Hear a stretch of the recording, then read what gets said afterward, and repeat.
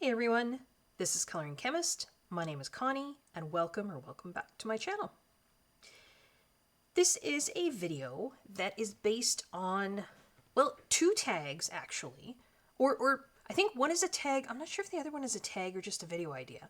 And then I put my own twist on the whole thing.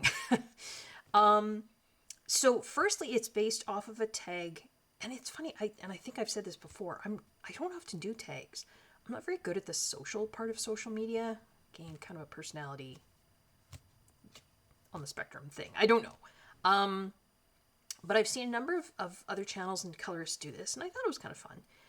So I believe it was started by Shelly from Shel's Coloring, and I'll make sure to tag her below. And it was sort of your 15 best pages of all time. And then sort of talking about each one and why you liked it, what were the mediums you used, kind of thought processes while doing the page, pardon me, that sort of thing. And then I saw, I believe it was Jordy Colours. So it was Jordy from Jordy Colours. And she did sort of her top 15 disasters and what she learned from them, which I thought was also kind of cool. So here's what I did, and here's what we're going to be doing today. So this is going to be a long one, so grab yourself a snack and a drink. You guys seem to like my long, rambly videos, so it's going to be one. I did, like I say, kind of a combination of those and kind of putting my own spin on it. I'm a teacher, and I know I say it lots, but some of you might be new, you might not know. I'm a chemistry teacher. And when you're doing report cards and that sort of thing for students, you're often encouraged to, sort of talk about something positive about the student, something, I don't want to use the word negative, but something maybe that's kind of less positive, and then sort of leads into something that the student can work on to improve. So it was sort of this 3 kind of point, this is what we were encouraged to do. And so I thought, well, I'm going to sort of take this and kind of, change it a bit. And what I want to do is I picked 10 pages that I've colored over the years. Now, when did I start coloring? I mean, I've always colored. I colored as a kid. I kind of started back into adult coloring kind of around it was like 2015, 2016, but it was I did a little bit, my daughter had this one coloring book that I bought for her that she was never really that into coloring, and it was like this pumpkin book, and it had patterns on the pumpkins, and there was like one set of 10 or 15 Stettler, I think they were Ergosoft pencils, and that was it.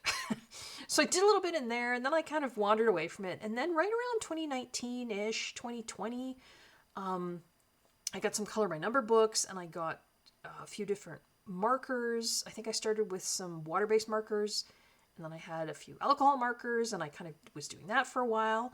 But I didn't sort of really start getting into things and start understanding, and like I say, that was all color by number and mandala kind of stuff. I didn't sort of start getting into coloring where you're doing, books like this, probably until 2021, 2022, somewhere in there. And then I started my channel, I think in 2023, didn't I?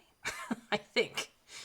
This is now beginning of May 2026. So I guess this fall will be 3 years. Wow. Time flies. So the pages that I'm pulling from, I actually realized I don't have a whole lot of finished coloring pages. I think I work kind of slowly. I don't, necessarily do a lot of pages in a month. So yeah, just keep that in mind too. I didn't have a whole big pool to pull from.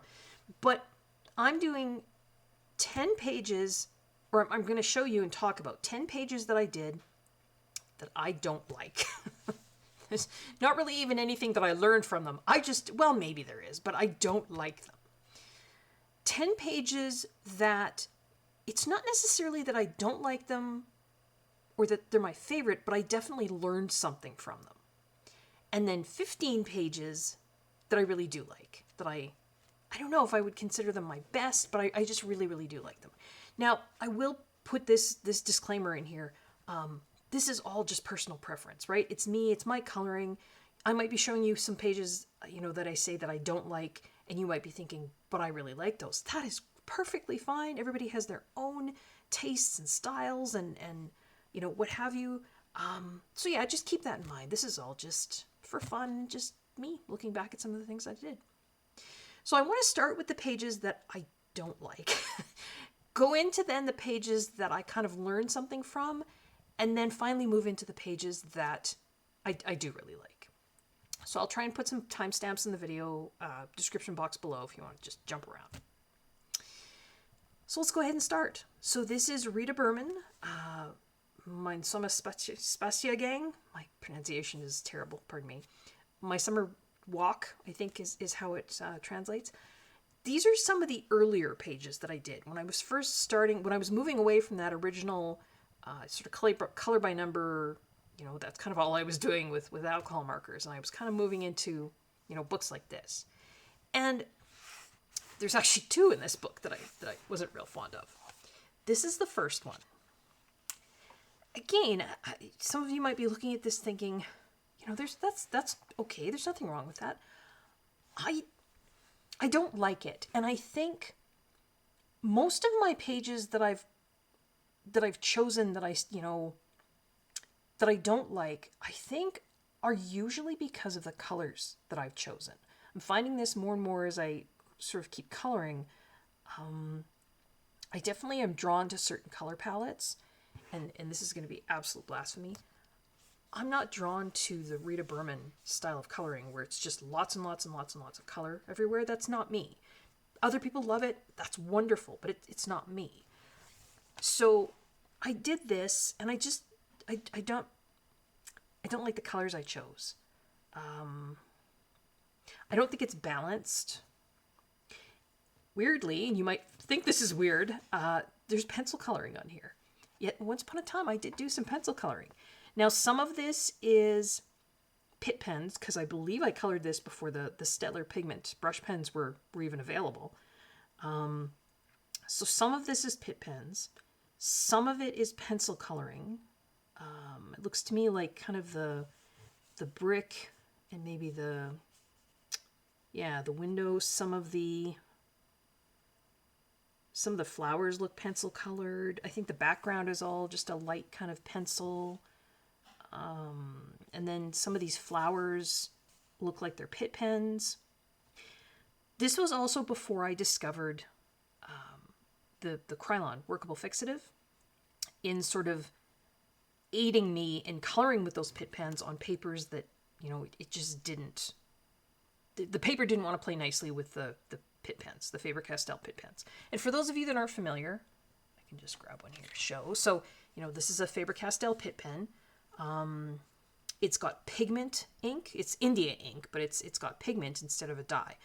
Most markers, whether they be alcohol-based or water-based, the colorant in them is a dye. These, the colorant in them is a pigment. Now, you can have the same color in both dye and pigment. It's just the size of the particles and sort of how the colorant behaves. Most paints will have pigments, and that allows the colorant to sort of stay, along with the binders and everything else that's in here, to stay on the surface of whatever it is you're working on, whether it be paper or canvas, whatever, so you can move it around. Whereas dye sort of immediately sinks into the surface and you can't really move it. So that's kind of like why I like coloring with these. Now, there are water-based, dye-based markers, things like Crayola Super Tips or Tombows, where you can get a little blending on the surface of the page too, if you've prepped the page so that you're forcing the ink that contains the colorant, obviously, to stay on the surface of the page so you can move it around. So that's sort of a little more science than needs to be. But yeah, I'm looking at these flowers. There wasn't great blending here. It's very harsh because, again, this was before I discovered that trick of sort of treating the page. And Rita Berman paper, particularly these older books, the German versions, do not really like that. You can't put down the Pitt pens or the Staedtler pens and get the ink to stay on the page, the surface of the page, and move it around. So yeah, it's just not something I like. Not a page I like. There was another one in here that I also didn't like. This is all pencil coloring. I know. Weird.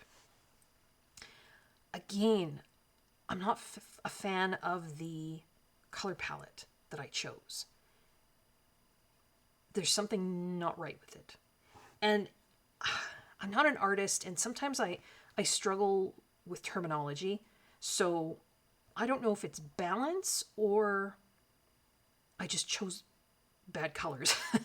The background it looks to me like a soft, or not a soft pastel, like a gel crayon. I think this may have been when I got the King Arts, maybe, or it might be Gelatos, one or the other. And I was applying them with like a makeup brush, like one of these. So you scribble them on a palette, take it and move it around. It's the blending isn't great. There's some harsher lines that, you know, maybe I would fix nowadays. Honestly, I think if I took the strawberry out, that might go better. So maybe it's just that one. Yeah, see, if I do that, that looks better. That maybe just doesn't work. But having a very literal brain, for me to color strawberry any other color other than strawberry colored is really hard. So, yeah, but this is all pencil. So once upon a time, I did actually color in pencil. Yeah, I even tried to put like some little highlights in there. Well, some of them were drawn in by Rita, but I tried to put some little highlights, just, you know, lighter areas with the pencil to show some, you know, kind of some shading. And it's even down the center of the cone, right? Tried to make that a little bit lighter so it looked kind of three-dimensional. And it's funny, I remember coloring this and I remember being pretty proud of it at the time. And it's interesting, you look back now and you think, I really don't like that. I could do a lot better. So, you know, I guess time changes things. So, but that's 2 of my 10. I know, 2 out of the same book that I'm really not fond of. I colored that in here. I kind of like that one.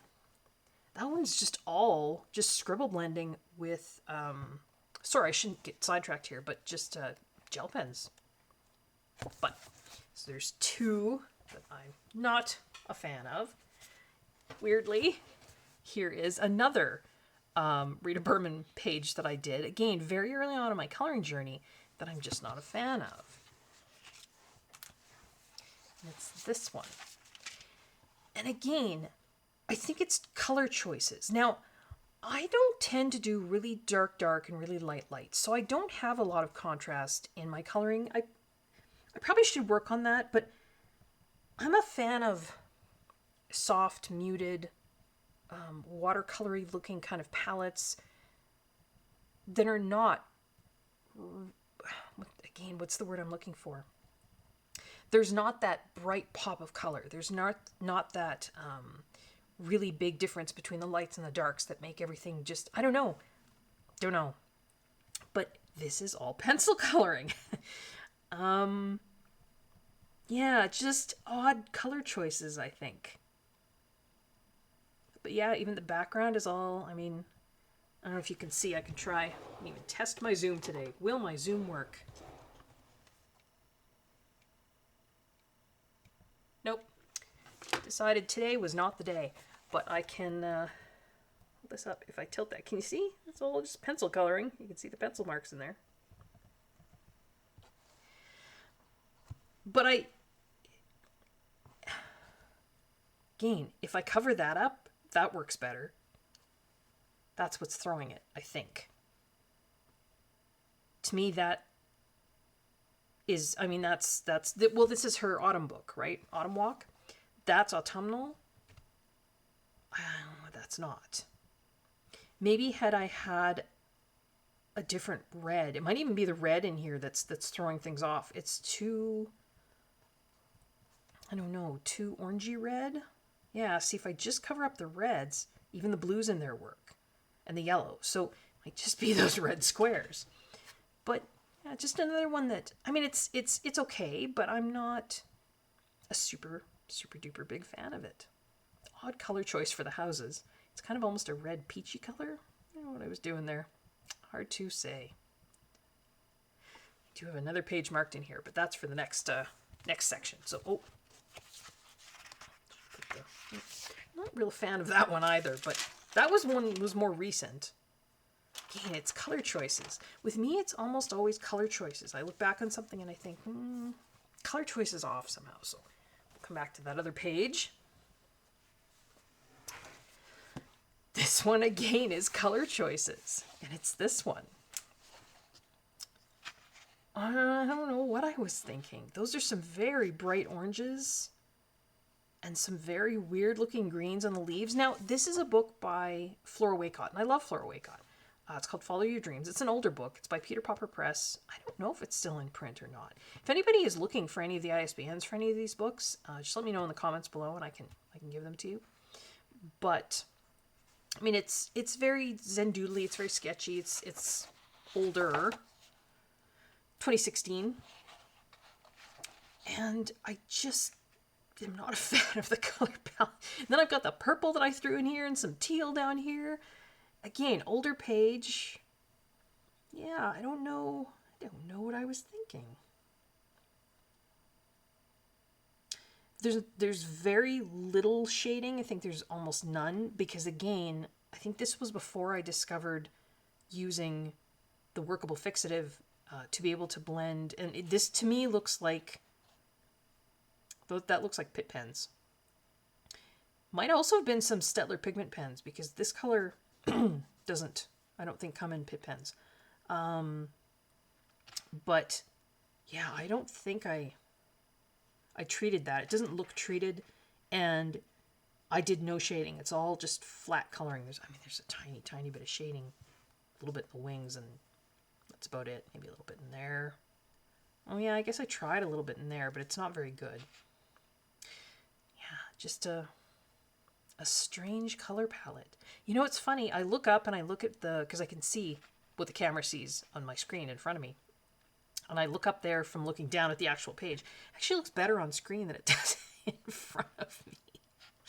But just not something that I'm a fan of. This is another one. So this is Eerie Entangled Art. This is Angela Porter. Angela Porter tends to do very Zen doodly, intricate kind of stuff. And this is, I guess you could call it a Halloween book, although she also has one that's called Scary? Spooky. Scary, I think. Just Scary Doodles? Sorry, I can't remember. But this is Eerie Entangled Art. So I kind of view this as a Halloween type book. You know, she's got Halloween. I mean, there's stuff that I've done here I'm not terribly happy with, but this is the one that I'm really not happy with. And again, it was the first one I did in this book. Might even have been after I started my channel. Some of these, I think that the one I showed just previous to this was after I started my channel too, I think. This is, I think, some alcohol marker. Yeah, for the background. And then the other stuff looks to me like glitter gel pens. But there's just something that's not working for me with the color palette. Maybe it's the dark blue sky. Maybe it would have worked better as a black sky. Because it's a very strange blue. It's like a... almost like a violet-y blue. But it's like a unnatural violet-y blue. Now, I realize this is a very whimsical page. Does it need to be natural looking? No. Maybe it's the lime green here that's not working for me. I don't really know. I could have done something, because this is actually is it the cover image? No, it's right there. Now, this, maybe I was trying to, imitate this, but I don't think so. They've got lime green. I mean, here, it's funny, I look at this and it's really colorful. The colors work, though.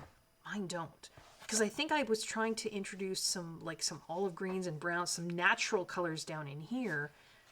Sorry. Which doesn't really work with the lime greens and the kind of strange blue up here. Maybe that's it. It's just, it's not cohesive. Maybe that's the word I'm looking for. It's not cohesive. Yeah, not something I was a fan of. Still not really a fan of it. This. This, if you've seen my recent videos, you've seen this. And it just sticks out like a sore thumb to me. It's this one. And I did this. I can't even blame like, oh, well, you know, I did this at the beginning of my coloring journey. I did not. I did this literally, what, 4 months ago? I don't know. It just got too bright. I was trying to use some of the Jelly Roll Glaze pens that they've actually been discontinued. Sakura Jelly Roll Glaze. But I do have some of the colors that I just don't often use. Like there's a really bright orange.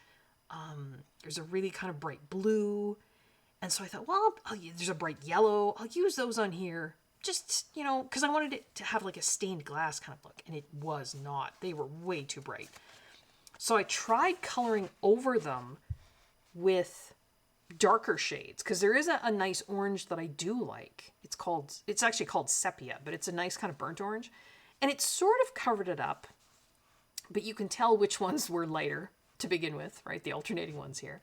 Same thing down here. I tried to go over the bright blue with this darker blue. You can still tell which ones were lighter. I'm a kind of okay with what I did in the middle here. I just did some alcohol marker and did, trust me, I'm not a fan of that one either, but like a little sunset-y kind of gradient with alcohol marker, just kind of playing with it on this Amazon paper. And then I did some weird yellow-pink combination with some Pitt pens up in there, or Stettler pens. It's just not, it just was throwing everything at this. I can see some metallic gel pens on there. I didn't treat this page, so any little bit of, I think I did a little bit of Pitt pen coloring like on the sign, but I couldn't really do shading because I didn't treat the paper. So I just did like that solid where you just draw an extra line just to show some shading. The Pitt pen? Yeah, that's Pitt pen. But it's just not working. There's too much going, and all I can see, and when you layer glaze pens like that, they get super shiny. There's a texture there. Like I can actually feel it's three-dimensional, but it gets super duper shiny, and it's just not working. Not working for me. So not a fan of that one.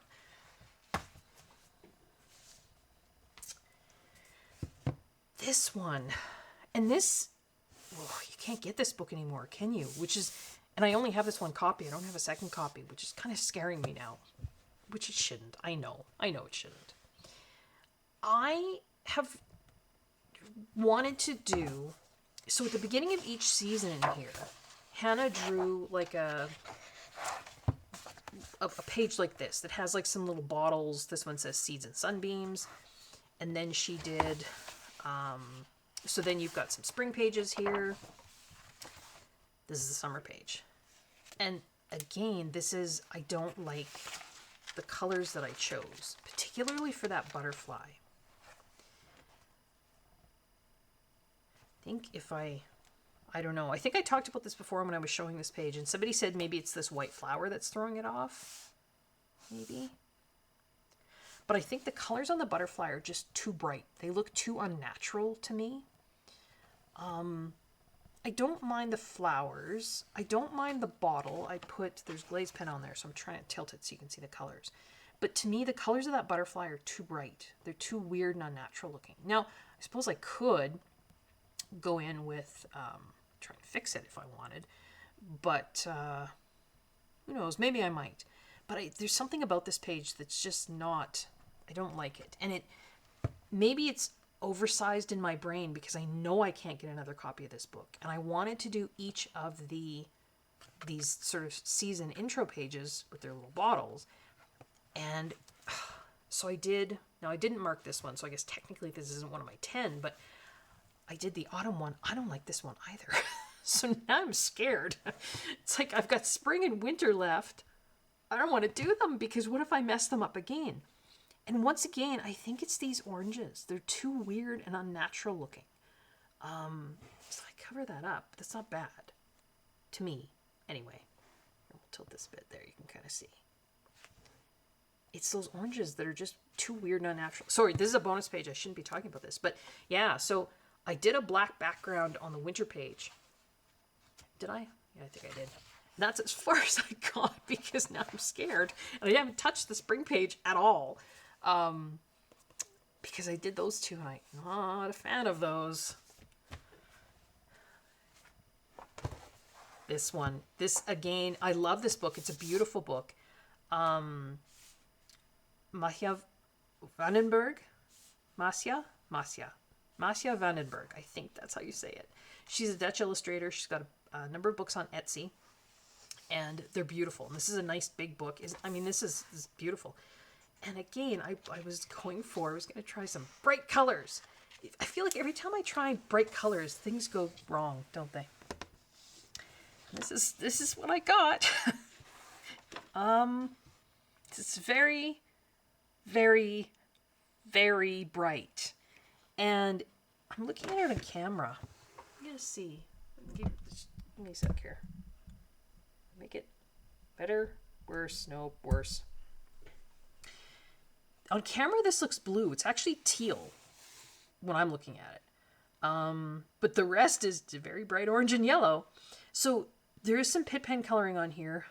So I tried some shading here, but it did not shade, right? It's this paper.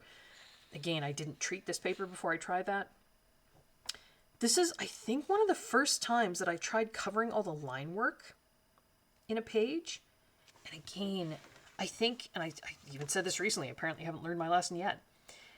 If you're going to do that, you need to have dark darks and light lights if you're going to cover the line work, because otherwise it all just kind of blurs together. And I think partly that's what's going on here. Now, when I'm looking at this in real life, it's not quite as washed out as it is on screen. Like the oranges, like this is orange to me, whereas to you it looks yellow. So I think it's partly my camera's not sure what to do with the, because there's metallic on there. I think my camera's confused. It's not quite sure what to do with this, but this is not a color palette that I like, which is too bad because now it's the only. Do you guys find that too? It's the only page that I colored in here, and now I tend to kind of avoid this book because the one page that I did is one that I don't like. Isn't that weird? I shouldn't be like that, but it is a beautiful book. It's got great paper. It's really thick. It's just, if I'm going to blend with Pitt pens and Staedtler pens on the page, I need to spray it first. And I didn't with this one. So, that is not something I enjoy. And I think there are two more. So this will be, well, okay, I kind of showed some bonus pages in there too. So 9 and 10 of the pages that I've done that I just am not a fan of. I didn't put them in any particular order, just sort of how I'm grabbing them here. This is one of my older books, and so the pages that I marked in here, I think a couple of them are well, one of them at least is, maybe both, that I've done earlier. And so this is a book I'd like to finish one day, someday. So this is one of the ones that I am not a fan of. There's too much going on. It's one that I did when I very first got my Pitt pens, I think. And I just was like, okay, let's use all the colors. It's a lot. Particularly with the black background. It's a lot. Tilt it there. The black background is kind of shiny. I don't even know what I did that with. I think it was lots and lots of layers of, trying to think, like Posca pen maybe, I think, just because it was kind of streaky and I was trying to get it non-streaky, but I think it's too many colors. And I remember doing this and I remember trying to balance, right? So I knew if I did a flower like this sort of color palette and here, right, so we got a little bit of balance, and then the, this kind of teal color, so sort of spread those out a bit. But I just think there's just too many colors going on here. I think I've got, virtually every color family represented, don't I? Just looking here, trying to think of a color family I don't have represented. I think they're all here. So yeah, I think it's just, for my taste, too many colors. So that was done a while ago. And I think this, again, bonus here, it's the same thing here. It's too many, right? You've got super brights going on and then something weird going on down here. It's just too much. It's too many colors. But the other one that I wanted to show is this one. Not a fan of this one. This is really rough. And I think this was one of the ones where I was trying, this was again, before I discovered the workable fixative spray. So I was using, I think this was some sort of maybe watercolor ground. I don't even think this was satin glazing liquid. I think this was watercolor ground because it's pretty rough. And then I didn't have the Zig Clean Color pens back then. I had a set of, they were from Arteza, but the same idea, right? So the Zig Clean Color pens are the ones like this that have the actual bristles for a brush, right? You can see, I mean, it looks, if I push it against my thumb though, you can see it spreads. So I had a set of, Arteza, I forget what they were called, but the colors in that set were very bright and very sort of not natural looking. And, you know, I was trying to do some shading here, which is strange. It didn't really work because I'm looking at my shading and it's like it didn't, maybe it almost blended too much and the colors were just going down odd. Yeah, I'm just not a fan of the color palette. See, that's better to me. No, it's those to me. But again, that makes it very muted, right? There's your pop of color. This makes it very muted. I just really like the muted, I think. That's just kind of me.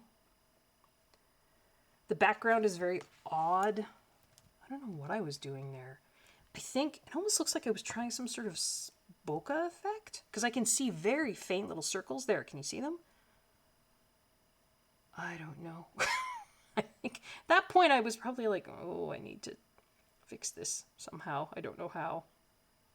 But not a picture that I enjoy. So there are the 10 pictures that I've colored that I just am not a fan of. So now we'll do the 10 that I may or may not be a fan of. Maybe some of them I even, liked in the end, but they taught me something.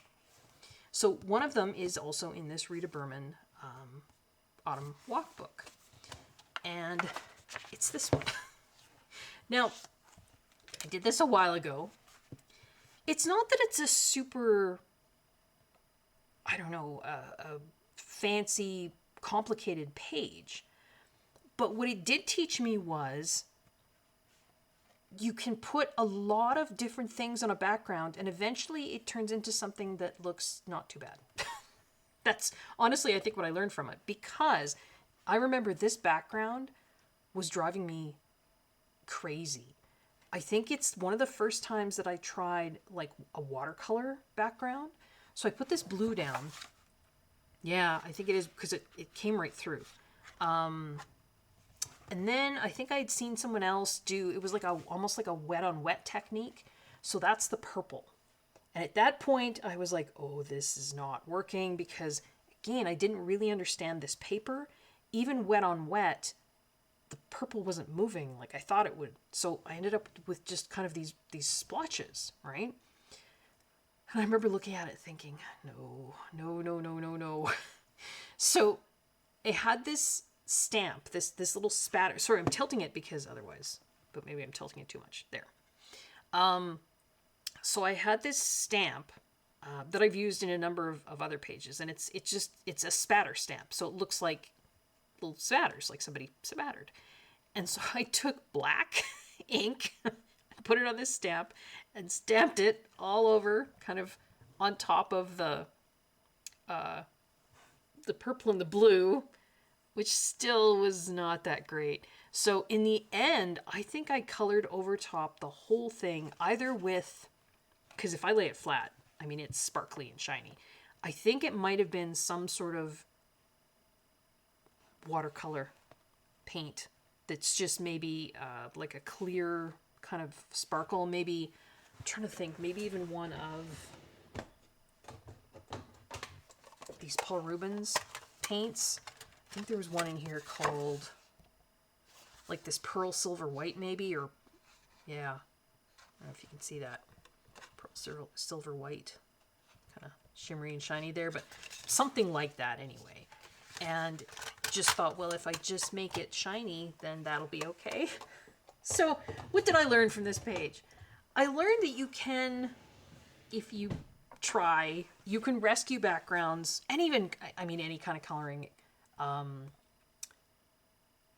Put enough stuff on there, I guess, maybe is what I learned, and then you can pull it into something that looks, from a distance, it doesn't look too terribly bad.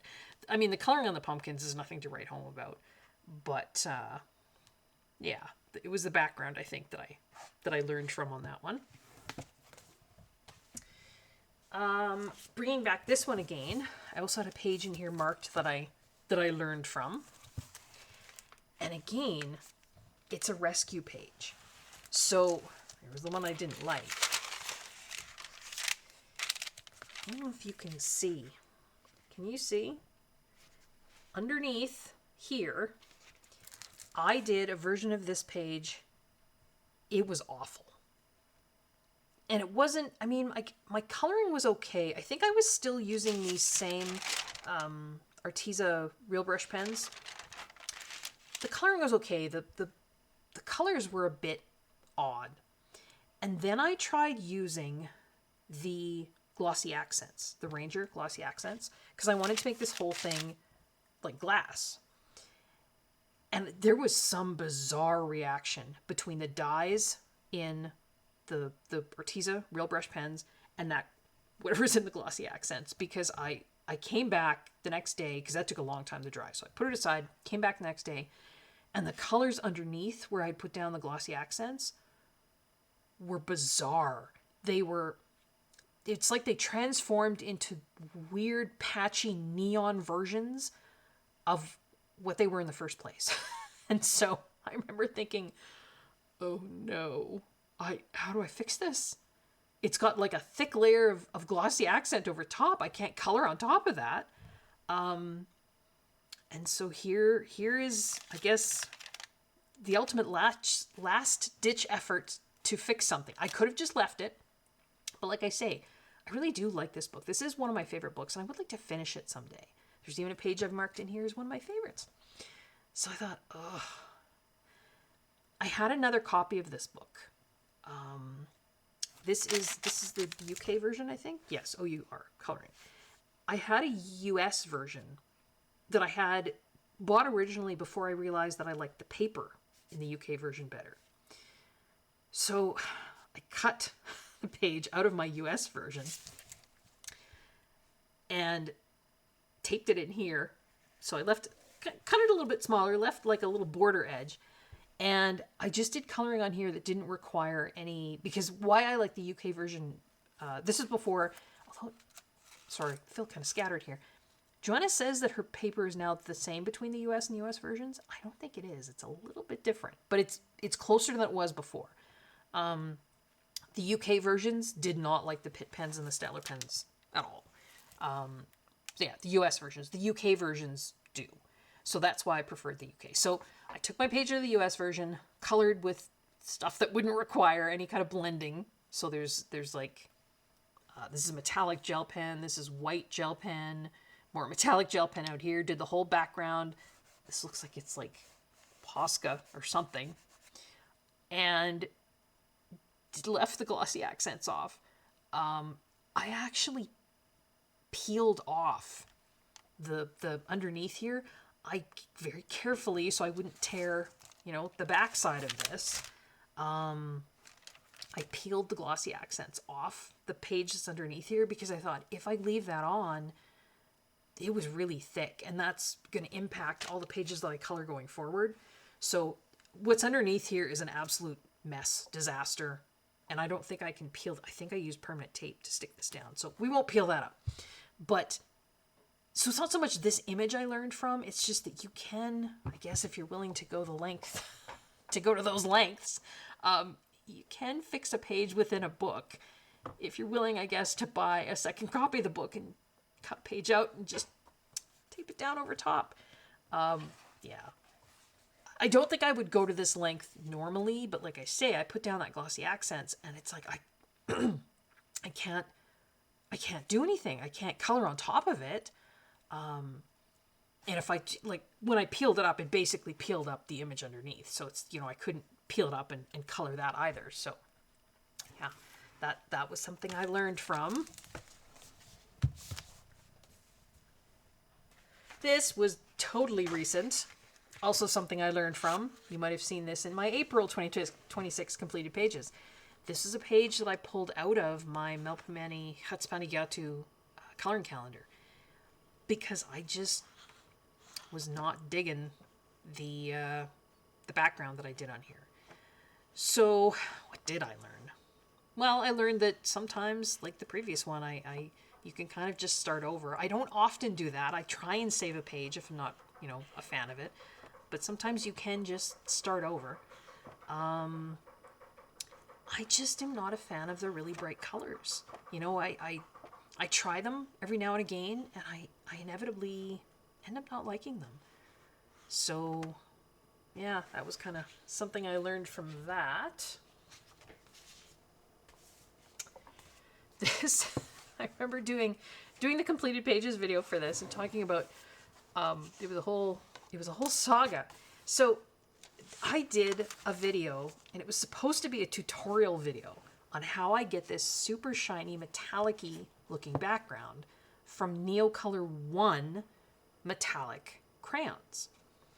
Because I had initially shown this page and these backgrounds, and this was a fluke. I discovered this. I didn't mean to do this. I was trying to use those Neocolor 1 metallic crayons, they're the non-water soluble ones, as a background. And they were really messy, right? Because I was coloring with burnishing pressure and putting a lot of them down. So I took a Kleenex, a facial tissue, to try and rub away and get rid of some of the crumbs and the mess.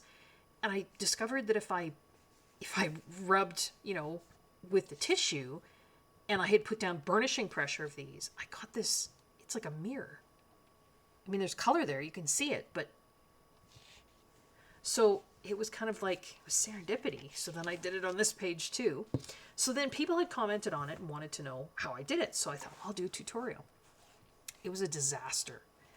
I first off decided I was going to try and use some non-metallic, because Neocolor ones also come in 40 non-metallic colors. They do not work. They do not work for this particular technique. So then I had to try, and I was also going to try and do some shading with these metallics. Really, what did I learn? Don't try all new techniques if you're trying to do a tutorial video. That doesn't work well. I think I rescued it in the end, although I can still see, the background does not, it looks patchy. There's like a lighter patch here and a darker patch up here underneath, because I just tried to cover everything up with I think it's the pink Neocolor 1 metallic in the end, to try and get some sort of but I can see there's like patchiness underneath that was some of the and there's a weird purple going on over here. Yeah. It was supposed to look like there's other pages where it's just sort of, it doesn't look patchy. But yeah, I think that's what I learned from that. And then it got so messy, this page behind ended up with all of these smears of like the purple colors. So I'm like, what am I going to do? So then I just took one of the red metallic Neocolor ones and did a background there, because they do tend to cover up stuff. And then that got all over this page. So I thought, okay, well, I guess I will do a black background on this page, because it's got red smears all over it from the other page. And then the black went through to this page, so I thought, well, now I guess I'll have to use acrylic markers to do a background, which then actually ended up going over the edge a bit here. And by that point, I was like, I don't even care anymore. So I ended up doing all 4 of those pages in 1 month, trying to fix my messes from each subsequent page. So I learned that I guess I have patience for this sort of thing, and yeah, don't try new things when you're trying to show a technique in a tutorial video. I mean, you could do new things on camera, but not when it's supposed to be a tutorial. So that's what I learned from that page. This one. This, again, did I do this as I don't think I did this as a tutorial, but I did learn. What did I learn? I have a long way to go with oil pastels. I don't often use them, and so I don't know how to use them well. And I was trying to do this kind of blended background with oil pastels. And I think it turned out kind of cool. And it's shiny because I then sprayed it because I fixed it. And then I was left with a butterfly. And I just thought, I do not know what to do. So I just did a whole black butterfly, which, you know what, I actually think turned out looking okay. Black and white, and then tiny little bits of like a really dark green. But yeah, I learned that I need a lot more practice with oil pastels. And also, you can kind of rescue things if you just say you've got a background, and I should remember this more often, shouldn't I? If you've got a background that you've done, you think, I don't really know about that. Probably best not to try and go colorful on the image. For me, anyway. Because I think I could have made this page really disastrous. But, like, just going with black and white and a little bit of dark green, I think that remained okay. But yeah, I watch others do work with oil pastels. Maya does amazing job with oil pastels, and I think, oh, I wish I could be like that, but I need more practice, really. This one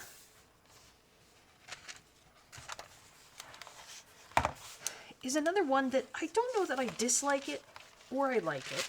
I think this was my first try with using granulating watercolor in a coloring book. And I learned that in order to get a really cool granulation effect, you need a ton of water. And coloring books, that's hard, right? Unless it's, it's down to the paper. And I think I can see a bit of granulation in the background. I don't know, it's kind of hard to see. Like I see, this was one of the Schminke, it was like Shire Blue or something like that. And when there's lots of water, they granulate beautifully. But without a lot of water, yeah, there's kind of no point to them. So I wasn't really happy with the background, and I did the coloring, and the color palette's okay, I guess. And then I tried the trick where you put a really dark black outline around all of your coloring to make it pop forward. And I don't know that I did it right. I feel like it didn't really work for me. Maybe because I needed more of that. It could be, again, because my darks needed to be darker within the actual image as well. Do you know what I mean? Like, there's not a whole lot of difference between the darks and lights in terms of each flower petal. So maybe the really stark black, and I did it with black, outline around all of the, I'll show you here if I can go up close.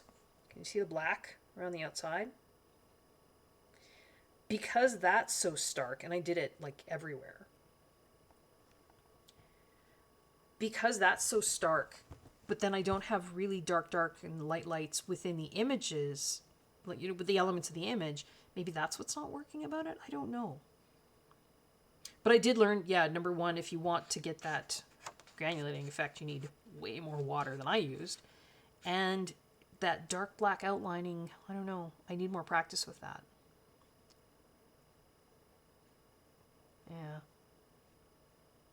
Yeah. So again, not a page that I like or dislike. It's okay, but learned some lessons from it. It's another Hannah Carlson book. It's funny. I feel kind of experimental sometimes with Hannah Carlson, which is odd because you wouldn't think I would in a hardcover book. You'd think I'd be more scared. I don't know. There's something about Hannah's work that just feels kind of freeing. Maybe because it's so magical. I don't know. I think this is a tutorial on my channel. Might have been one of the first times. Was the butterfly page before this one? I can't remember. No, maybe this one was first. One of the first times I used oil pastels. Again, why I would choose to do this as a tutorial on my channel, I don't know. Maybe to show that you can rescue things. This background was supposed to look like, you know how you can get like the veined marble that's got like gold veining in it? That's what this was supposed to look like. This does not look like that. I don't know what this looks like. I remember showing this at the time, and some folks were like, well, it could be like an ocean scene with like lightning bolts. Maybe. I don't know. So yeah, the background is oil pastels, and then even the white. And then I had to use a gold, looks to me like a brush acrylic pen, because oh gosh, it was so long ago. I keep having a hard time remembering. I think I tried to do where the lightning was going to be with like a gold oil pastel, but it was too, I couldn't get like a sharp enough edge. So then, because it's definitely shiny. Well, it's shiny also because I sprayed it to fix the oil pastels. But, and then, yeah, I think I had to use a gold acrylic brush pen to trace over where I wanted those veins to be. And then actually over top of that, it looks like I used a white gel pen right down the middle. I mean, it's kind of a cool look. Could I actually even replicate this or repeat this again if I wanted to? Probably not, because I don't even remember what I really did. I think I just put down a whole lot of oil pastel and tried to blend it. But again, I need to watch more tutorials on that, I think, or some more how-to videos. But I learned that it can look kind of cool even if it doesn't turn into what you wanted it to turn into. I mean, I think the oranges and yellows of the bird look okay against the blues and teals of the background. I mean, based on a color wheel, those two things should work together. This is all just pit pen coloring. If I remember correctly, this was one of the first times, because I had this workable fixative. So I sprayed the background, because otherwise the oil pastels just kind of rub off. And then started doing some coloring with the pit pens here and realized, hey, that actually allows the pit pens to blend really nicely. Typically, particularly in Hannah's older books, it kind of pulls the ink in too quickly, so you can't get really good blending. But this, like you can see, hold it up here since my zoom isn't going to work. You can see on the wings, that orange into yellow kind of gradient there. It's not bad. I mean, that's pit pens. That's not pencil. So I think this was one of the first times I was like, hey, wait a minute. What if I just spray pages, even if they don't need to be sprayed because I need to fix something? That would allow me to get better blends using these pit pens on paper that doesn't like them, I think. Again, I'm trying to remember back here, but yeah, so I mean, definitely learned a couple of different things from that page.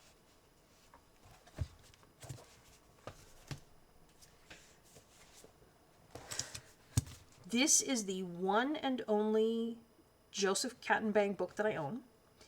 And this is the one and only Joseph Kattenbang page I've ever colored. And it's one that I did relatively recently. Back in January, maybe? January 2026? December? January? Somewhere in there. And I learned that, you know what? I actually don't mind Joseph Kattenbang. Which is probably all the rest of you are like, well, duh, we all like him too. You should have known that, Connie. I don't know. I just had never really been drawn to his art style before. And then I did this one. So the background is Neocolor 2s. And I did pre-spray it with Krylon workable fixatives so that I could color with Pitt pens and Stettler pens.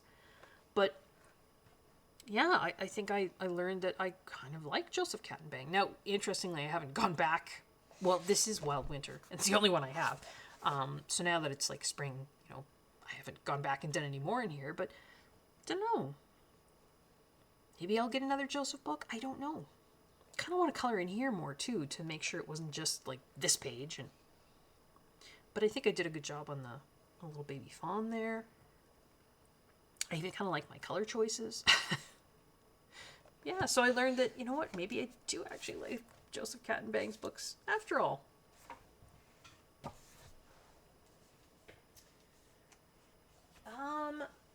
This. So, actually, hang on one second. Sorry, had to take a drink there. Throat's drying out. I love this book. This is The Wondrous Workings of Science and Nature coloring book by Rachel Ignatowski. And this is a book that I recently, just for Valentine's Day, did that heart. That one there. But the original page that I'd done in here was this one. This is the first page I did. And you're probably all looking at it going, whoa, that's a lot going on there, Connie. There is, and there's more going on here than there should be. I don't know why I thought this. For whatever reason, I thought, I'm going to put a background on this page. Now, you can see this page already has tons of tiny little elements on the page. So there's a lot.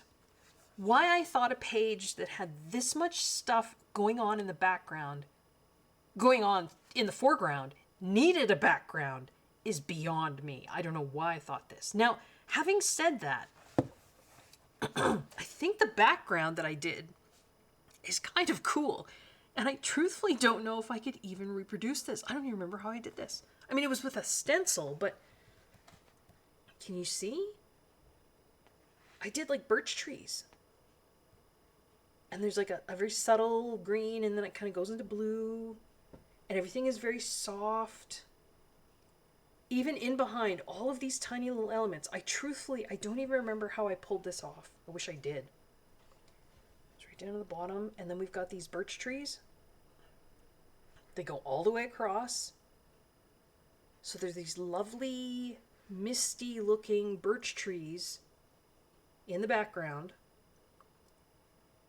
with all of this stuff going on in the foreground.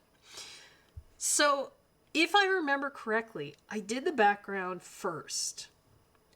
And then I started coloring all the little bits. And it was just chaos because there were all these little bits and you couldn't differentiate between the bits and the background. But the bits didn't really have anything to do with the background. I mean, we've got little, there's the space shuttle. We've got radioactive signs. They don't have anything to do with these birch trees. So I've finished coloring all these bits and thought, I don't even know what I'm looking at anymore. So I thought, well, maybe if I take that same black pencil technique and outline every single one of these bits in this black pencil, that will make them come forward from this background. And then at least it's a little bit more obvious what you're looking at. So that's what I did. I don't know if it helped, hindered. There's a lot going on here. So you can see, again, can you see how I did that black outlining? It's not done well. I mean, I guess it makes things pop forward, but I don't know. And then I loved this quote in the middle of the page. It says, "Science and everyday life cannot and should not be separated." Rosalind Franklin. There's a whole backstory. I love Rosalind Franklin. I think she was robbed of a Nobel Prize. I mean, yes, she passed away, and you can't award Nobel Prizes posthumously, but the two gentlemen who basically stole her work and never credited her with the work ended up getting a Nobel Prize. But anyway, you couldn't see this at all. So I went over this with I don't know how many layers of black glaze pen, so at least the quote stood out and could be read. But yeah. So what did I learn from this? I learned that if a page is already busy, don't put a background on it. I learned that I probably should have written down what I did, because I really would like to repeat that background now on a less busy page, and I cannot for the life of me remember how I did it. It looks to me like pencil. Would I have done that with pencil? No. That seems odd. But it does actually look like pencil. Would I have done pencil around a stencil? Yeah, see? There, I should and I've never done this, and I probably should start. I really should start making notes on how I do these things, because obviously, you get a couple years on, you don't remember.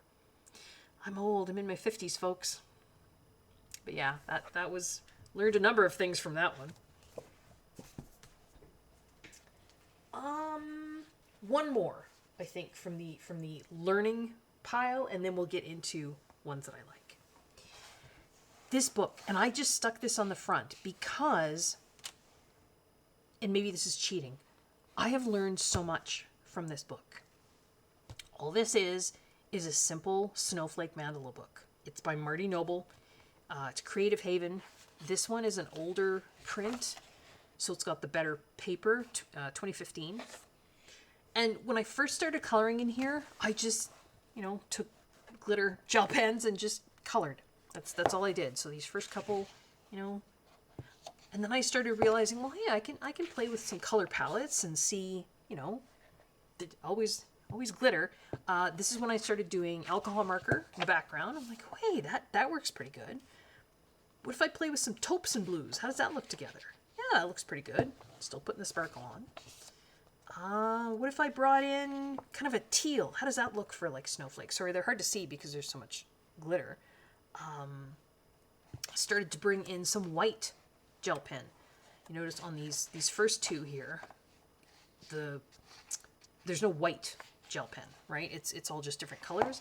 And then I started to realize, well, if I make some of the elements white, that actually helps the other bits to kind of stand out. So you wouldn't think about coloring with white, but so this book has just taught me so much in terms of learning, just mostly about color palettes, about combining mediums.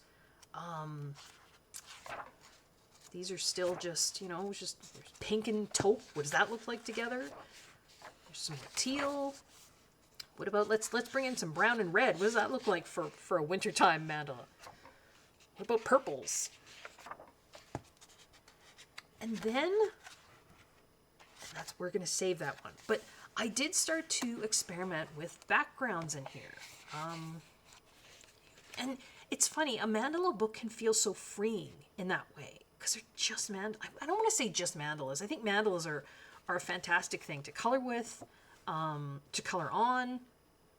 I love coloring mandalas, so I don't want to say just mandalas, but something in my brain feels freer, I guess, because I have such a literal brain. There's nothing in the mandala that, it's not like there's leaves in here that need to be green. Not that leaves need to be green, but in my brain they often do. It's just shapes. Snowflake shapes, but shapes. So, I started playing with backgrounds, and then I got more brave and inventive, and this is multimedia, so this is actually textured down here at the bottom. It's like a paste. It's called Shimmering Goodness, or Shimmery Goodness? Shimmery Goodness, I think it's called. Hang on.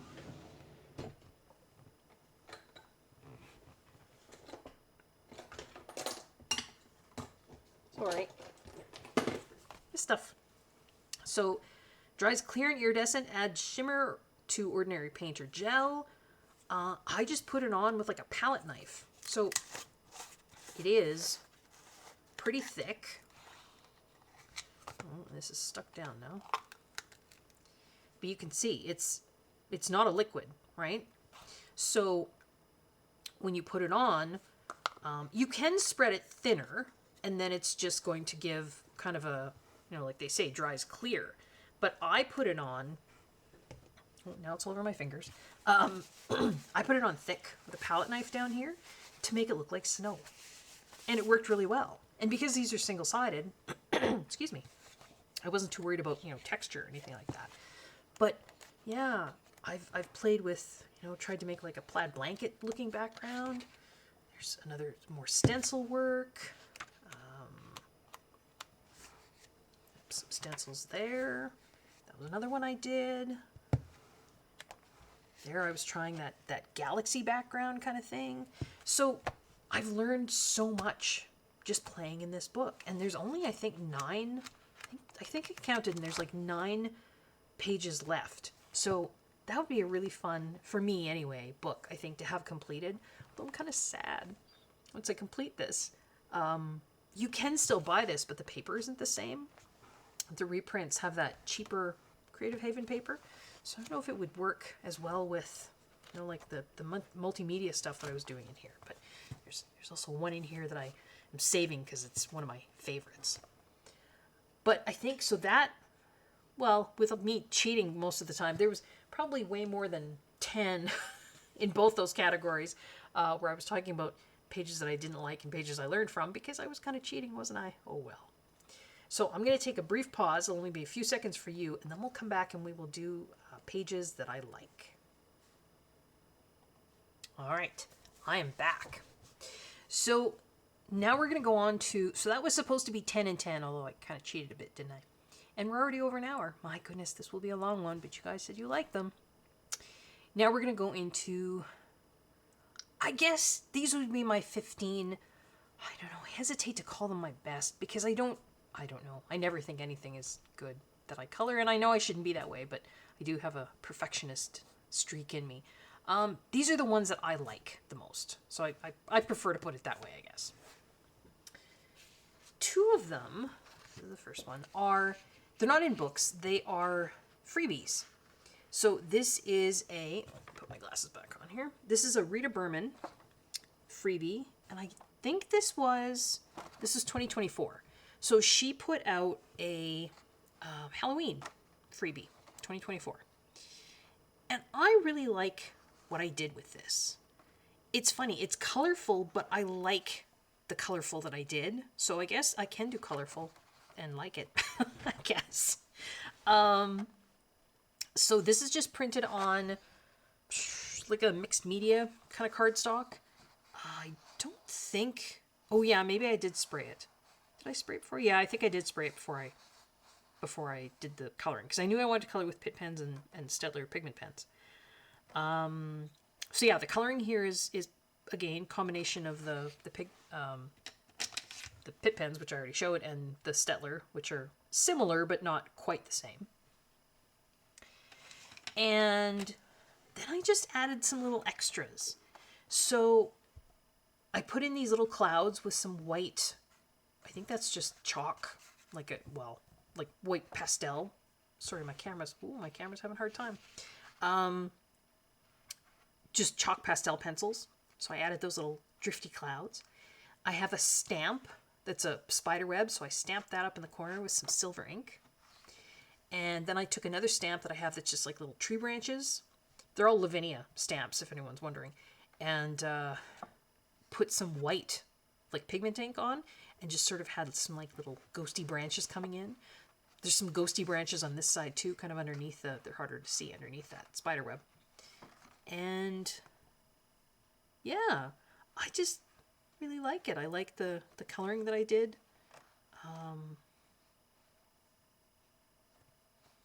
Yeah, I really like that page. The background it looks like black alcohol marker. And then everything else, like I say, there's lots of sparkle and shine on there. You can see some glaze pen in some various places on the bottles and on the little berries. But yeah, all the other coloring is all Pitt pens and Staedtler pigment brush pens.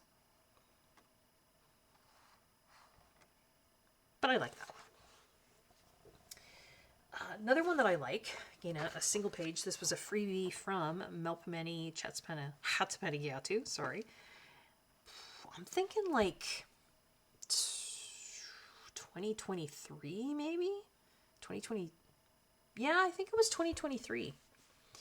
And you could get this through her website. I don't think either one of these are available anymore. Quite often when these illustrators put out freebies, they're sort of time sensitive.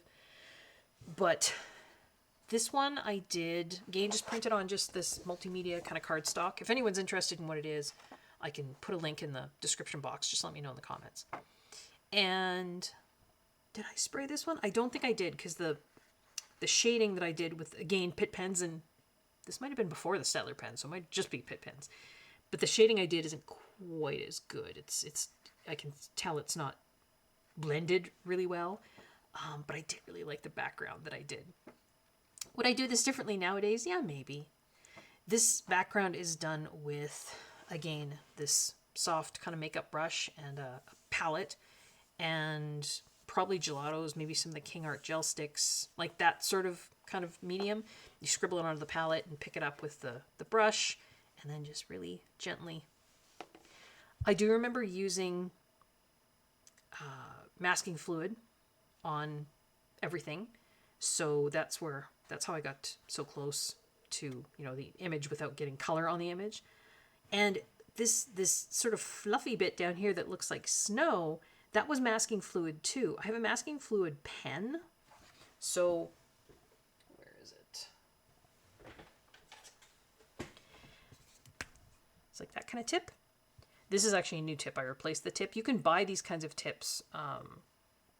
They're the same ones that are for the medium size tip for acrylic paint pens. You can buy them off of like Temu, even Amazon, AliExpress. You get a bag of like 50 of them for, I don't know, $5 or something like that.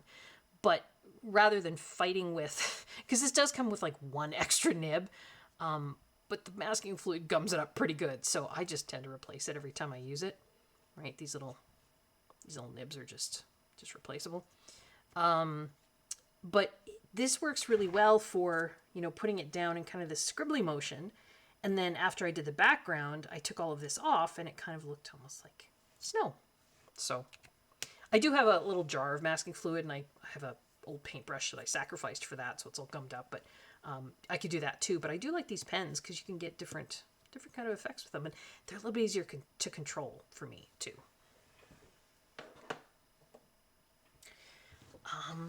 But yeah, and then just kind of fairly simple coloring. I wanted the color here to sort of be this. So, you know, I stuck with like browns for the presents, which I guess isn't super colorful, but I don't know, to me the whole thing just kind of works, and then kind of went out to almost like a stormy kind of looking sky.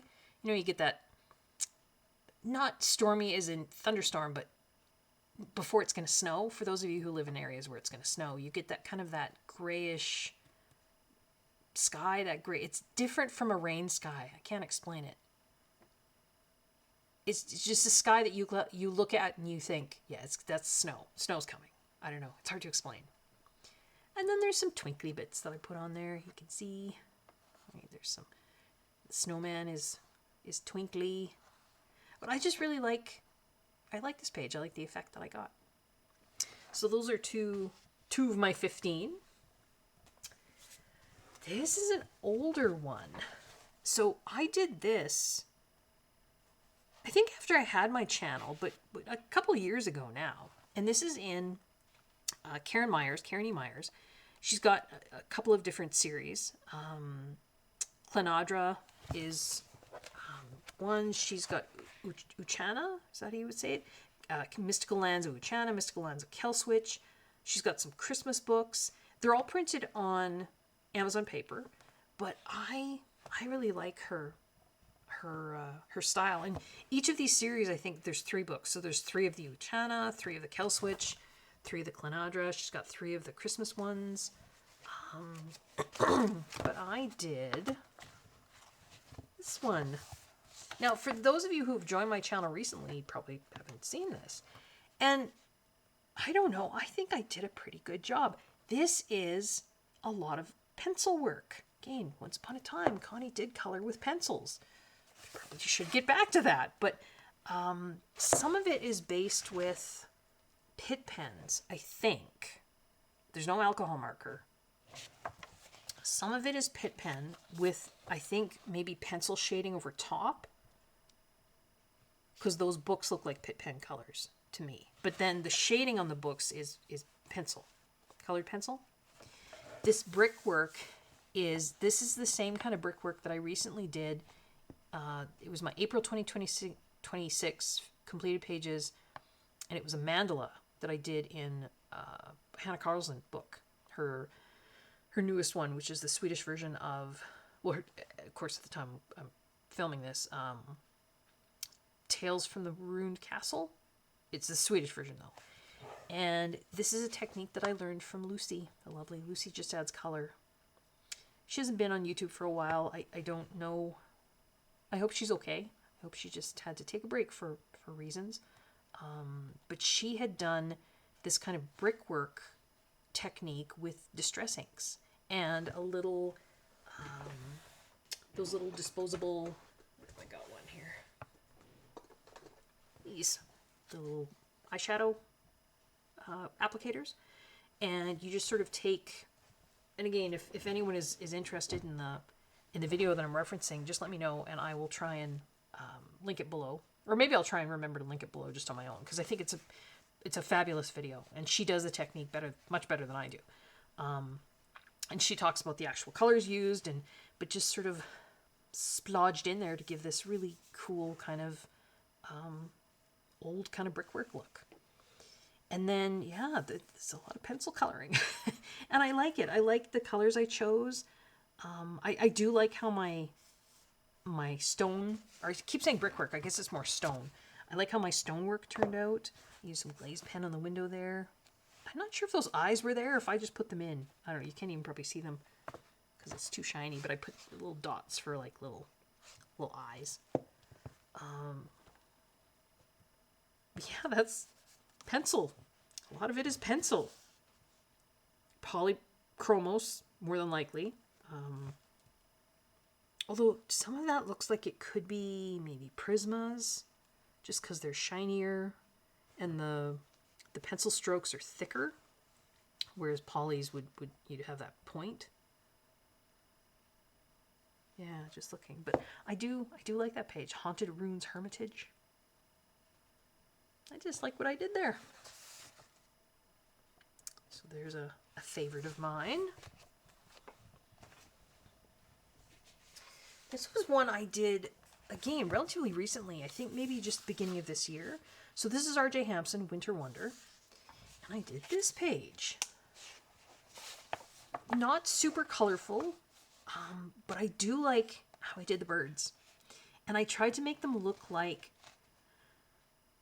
I think they're called blue tits or tufted titmice. I think that's, blue tits are maybe in the Europe and the UK, and I tufted, although those are two slightly different species of birds, I think. Anyway, we don't have them here where I am in central Canada. It's probably too cold for them, but I tried to make them look with the blue and the yellow and the white, and I thought I did a pretty good job.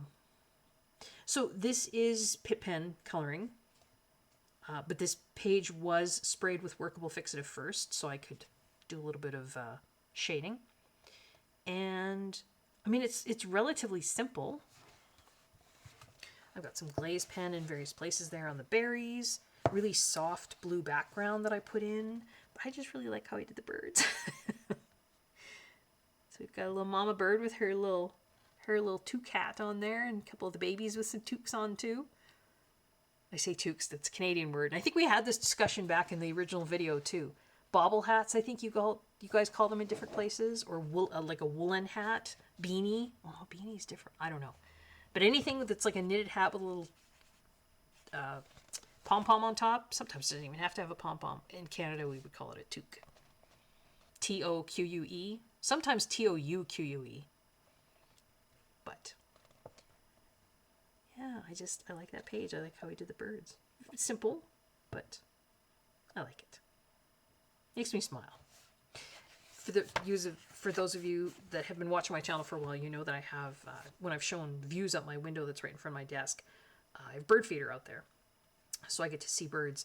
I tend to feed them kind of November through to about April-ish, because if I keep putting seed out from April to November, the bears will just come and eat it, and they will also just wreck everything. Central Canada, I do have black bears. I'm not afraid of them. I mean, black bears don't tend to attack. but they will wreck things. And yeah, I would just be attracting bears to my yard. So I can't tend to feed summertime birds, but I do feed them in the winter because, of course, the bears are hibernating then. So I do love birds. This is in Spirit Animals, Hannah Carlson, and it's this one. And again, this is a relatively recent page that I did. And I did this.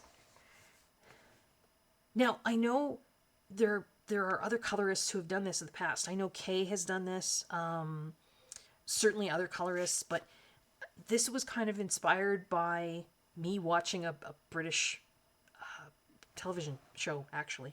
It's called Cranford, and in one of the episodes of Cranford, one of the characters has passed away, and this, of course, is set in, it's like around 1850, but he's an older character, and he had a little silhouette of himself and his love, who is Judi Dench. She's older, and they never ended up marrying, and she's a spinster, and anyway, she gets the silhouette of him, which was something that was done, you know, if you couldn't afford to sit for a painting of yourself. And of course, there's no, well, photography was in its very infancy then. Of course, if he had it done when he was a young man, that would have been late 1700s. No photography then. But anyone could do a silhouette, right? You just took some sort of light, had it on, you know, shining on this side of the person, put on the other side of the person a piece of paper up against the wall, and just traced the shadow, right, that they cast on from the light, and then colored it in black. And there you go. You had an outline of the person's head. Usually it was in profile like this, and it was anyone could do it. You didn't need to hire an artist or anything like that. So for those of you, again, that have watched my channel for a while, you know, I don't like coloring people. It's just something, could be being on the spectrum. I don't know. I just don't like it. And for a lot of this book, and a lot of Hannah's books, she's got these large faces, right? And I would never color that. But I thought, well, if I make it a silhouette, just color over all the things that I don't want to color, and then leave like the jewelry. I don't mind coloring jewelry sometimes. Then I can at least, and I like the florals. I love her florals. I can do this page and I don't have to worry about coloring the person. So that's what I did. So I do like this. This was also a page, I mean, again, kind of crossover into learning. I did a lot of the blending on the page. So again, Pitt pens and Stettler pens, all the flowers and stuff. But instead of blending with the, you know, say a darker and a lighter blue, I did a darker blue and then sort of pulled it out and blended it out with a light gray. And the same thing with these roses. The pink got pulled out and blended out with like a light warm gray. And I think it gives it a really cool kind of almost vintage denim-y kind of look for the blue. That's what I was hoping for anyway. It was like this vintage look, because this is kind of a vintage thing to do. I could have colored the birds. I don't mind coloring birds. But when I started looking at it, I thought, would that look weird? You know, you've got this silhouette here and then everything colored here. So I chose to just do the birds in silhouette too. I thought maybe it balanced better. The background is just some distress inks in some kind of vintagey looking shades, like browns and that sort of thing. I don't know. This is very shiny because there's a glaze pen on top. Just to, there, you can see it without the shine. There was some jewelry. There was earrings hanging from her ear. And I chose to go over top of those as well. And I remember explaining this in the completed pages video. Because I wasn't going to color her ear, I thought if I color the jewelry, it'll sort of be coming from nowhere. Do you know what I mean? Like, whereas this jewelry is anchored kind of on the edges of the silhouette. Does that make sense? So, I mean, you can see this is meant to go around her neck. You can see this is meant to be like a hairpiece. But I thought the earrings would just sort of appear out of nowhere because her ear is obviously blacked out. So that was just a choice I made. If you guys are doing this, you might make a different choice. But yeah, it was a double page spread that I really like doing. And again, it allows me, particularly the spirit animals book, there's a lot of faces in here because that's the whole point, right? You've got the person and their spirit animal, person, their spirit animal. So there's a lot of people in here, but that silhouette idea or technique, I think, will allow me to color a lot more people, not necessarily in Hannah Carlson, but anywhere, than I would normally color, because I just don't like coloring, the skin tones and the hair and everything. I just don't. It's not something I enjoy coloring, but doing it as a silhouette, yeah. So I do like that one. Here we've gone back. Oh, no. Did we talk? No, I don't think we did talk about this one before. So this is Joanna Basford, Worlds of Wonder. And I chose this one. So this is based on a color palette that I have pulled out many times before. This is a color palette that I got from Karen, Zucchini Kitty. I miss her too. She hasn't been on YouTube for a while. I hope everything's okay with her. And it was a color palette that she developed using polychromos, which was always her favorite pencil to color with. And I sort of adapted for use with Pitt pens. This Faber-Castell, right? And they, in their artist grade materials, so polychromos, Pitt pens, Albrecht Dürer, they have colors that match across their color range. And so if you're talking about, say,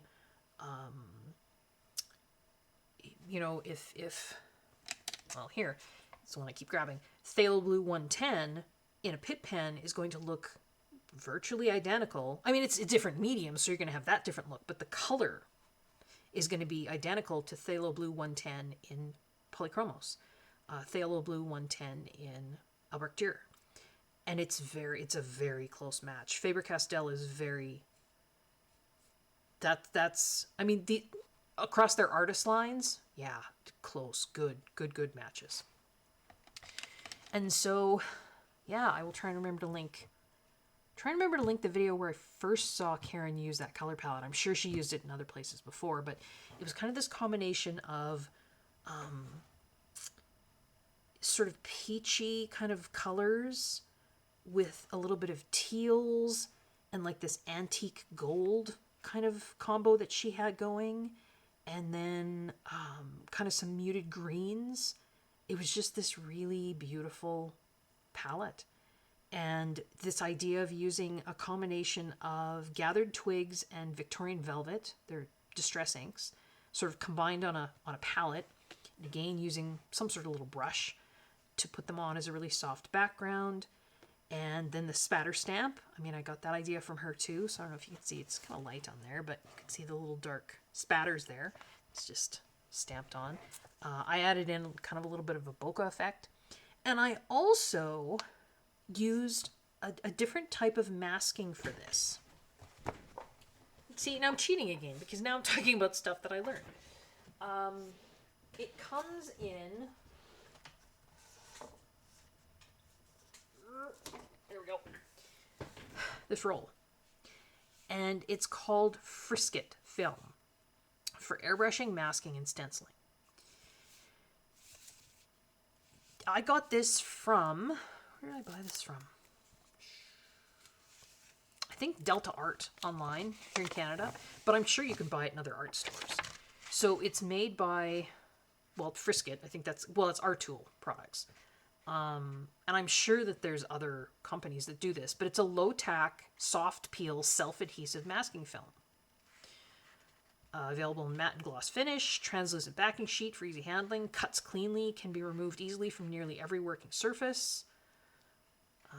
You got paper, glazed ceramic. So useful for creating your own stencils. So it comes in this roll. So it's almost like contact paper, but it's specifically meant for art work. So it looks white because the backing paper is white. But and you can actually see through it. Right? You see that? Which is what I did for this. So I took a little piece of this. Before I started this page, I laid this down. I traced the outline of this well, it's like a globe kind of thing on this, cut it out with so did some, what do they call it, fussy cutting with some scissors after I traced it. And then I basically had this mask with this hole, right? And so it would work both ways. I could either, so what I did was I used the inner portion, peeled it off, stuck it down over here, and did all my ink work. So I didn't have to use masking fluid. And if I wanted, I could have used, they call it the negative? Basically the outside, if I wanted to then mask off the outside while I was doing something in here. Does that make sense? See what I'm saying there? And I've since then thought about, and I have this mask somewhere. It's somewhere. I don't know where it is, but I kept it because I kept the backing paper, and then I can just, you know, it's low tack, but it is somewhat restickable. I don't know what I could use that shape for again, but if I wanted to use that shape, it's basically, I've created my own stencil. And you get 4 yards. So this is 10 inches tall. It says here you can get ones that are 14 inches tall, 24 inches tall, right? Just depends. But they're all 4 yards long. So there's 4 yards of this on here, as you can see. But you can create your own stencils. You just cut out. And then it works best with shapes that are simple. Like if I wanted to do, say a mask, and I wanted to mask off all of like these little twigs, that's probably going to be more easily done with masking fluid. Because, you know, you'd have to get all these little teeny twigs and you'd have to cut them, fussy cut them, and lay them down exactly on top of all of those. This is going to work better with, you know, simpler shapes with clean edges. But yeah, so I use that, and I just really like this. I think the antique gold look turned out well down here. I like my color combination. I can't, it's not my idea for the color combination. That was all Karen. But I think it turned out well.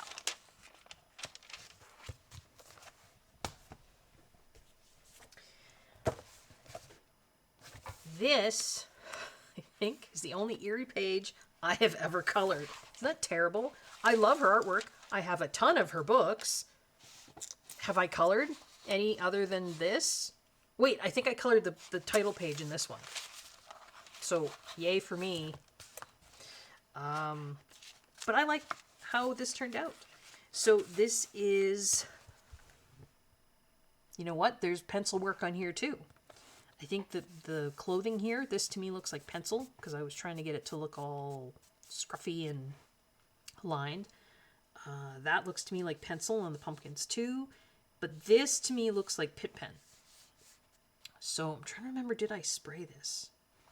I think I might have done the background first with, I think that was like some sort of pan pastels or some sort of, you know, like chalk pastels. So I think I did spray it. So then I could get a little bit better blending with the Pitt pens when I started coloring too. But yeah, kind of a mixture of Pitt pen and pencil work on here. But I just kind of like how it turned out. I don't tend to have plans for most of my pages because my brain can't picture things. So I can't look at a blank page and picture what it would look like finished. My brain doesn't do that. So I just sort of start on most pages and then it just kind of goes from there. So, you know, the fact that it kind of almost looks like it's kind of glowing around this, I didn't really plan that. Just how it happened. But I like it. I like the colors that I chose. I just like the way it turned out. So this is Eerie, the first romantic country book. This is the English edition. Yes.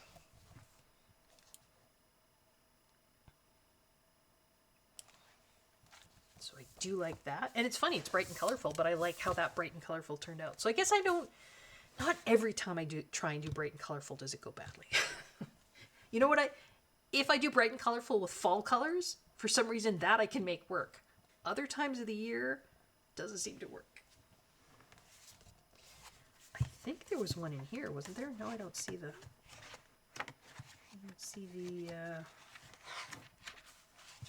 Maybe I did not. Maybe. I thought there was a bookmark in here, but maybe there wasn't. Sorry. No, I was mistaken. That should not have been on the pile. My apologies. But this one. So, we've seen this book before. There was pages in here that I did not like. There was pages in here I learned from. And then there's this double page spread. Now, I did this a while ago. I think I had started maybe when I just started my channel. I really like it. Would I do it differently now? Maybe. But this was the first time. So the coloring of all the little elements is Pitt pens. The background in each square is polychromos, pencils. Just sort of a blue, kind of a little bit darker blue around the edges, kind of fading to a lighter blue in the center. But yeah, all the rest of it is Pitt pen. I think maybe with a little bit of pencil to help with shading in a few areas. This was one of the first times that I tried this combination for terracotta. And this is Pitt pens. 186 and 188. So we've got terracotta and sanguine for the shading. And I think this is one of the first times I tried this combination. I just really liked it for like terracotta pots. And then also we've got some warm gray for kind of like an unglazed pottery kind of look. Little mouse. I really like little teeny details, and this is the kind of page that I love from Joanna Basford. And she's doing less of this now, which is okay. I mean, you know, artists change and evolve and their style changes, but I mean, to me, this is peak Joanna. I love this from her, where you've got these full scenes, tiny little details, her adorable little florals, but then there's some other things in here as well. I mean, you've got, you know, like your scissors up in here, and you've got kettles and keys and a little radio, and I mean, it's just, yeah, I love this. So, again, might do it differently now. The shading isn't, you know, I don't have super dark darks and super light lights, but I just loved how it turned out, and I love looking at all the little areas in each little square. There's something different going on. Yeah, I just really like this. I would zoom in so you could see all the little details, but my zoom is not cooperating today. Should we try it again? We can try it again. No? It says today? No, I won't. I shan't. There's a few tiny little sparkly bits on here, but not a whole lot. Apparently I've gotten sparklier as I've gone on. I can see a few tiny little sparkly bits on like the keys here. Little tiny sparkly bits there. There's no clear glaze pen on any of the glass. So it's just kind of basic coloring, but I do really like it.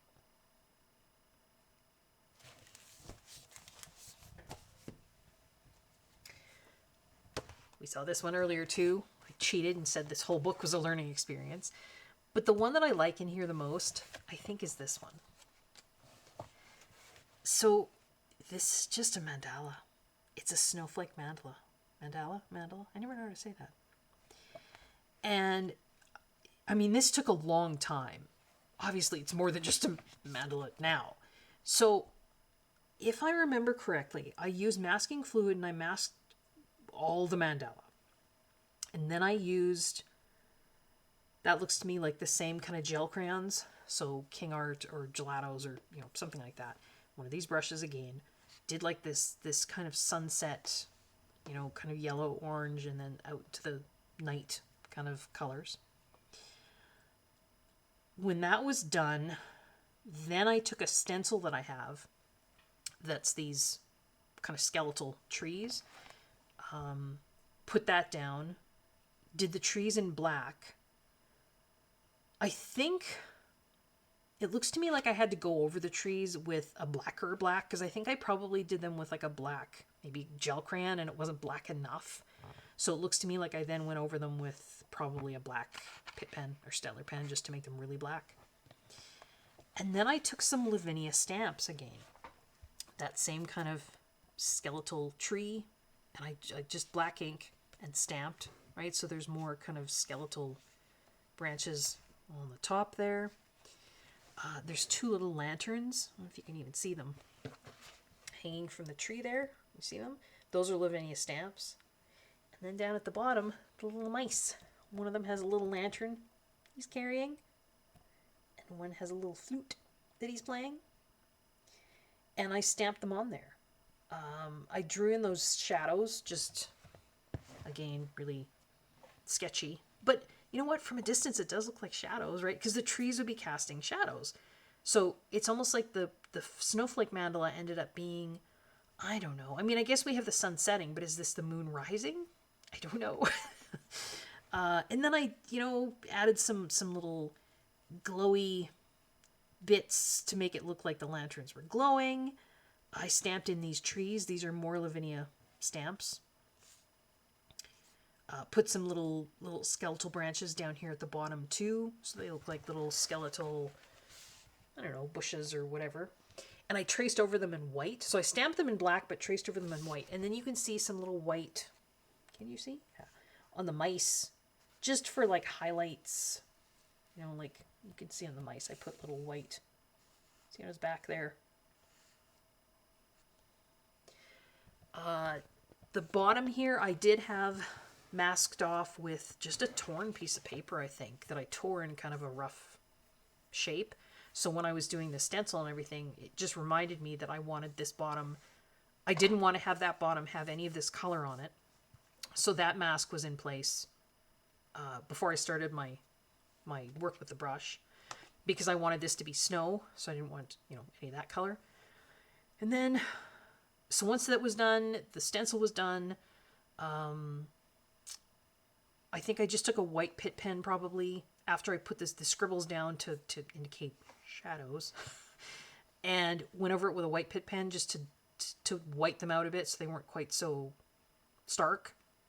And then there is, it's hard to even see, the bottom, it is sparkly, so I used a little bit of the Spectrum Noir Crystal Clear. It's like Wink of Stella, but it's a little bit different, just to make the snow a bit sparkly.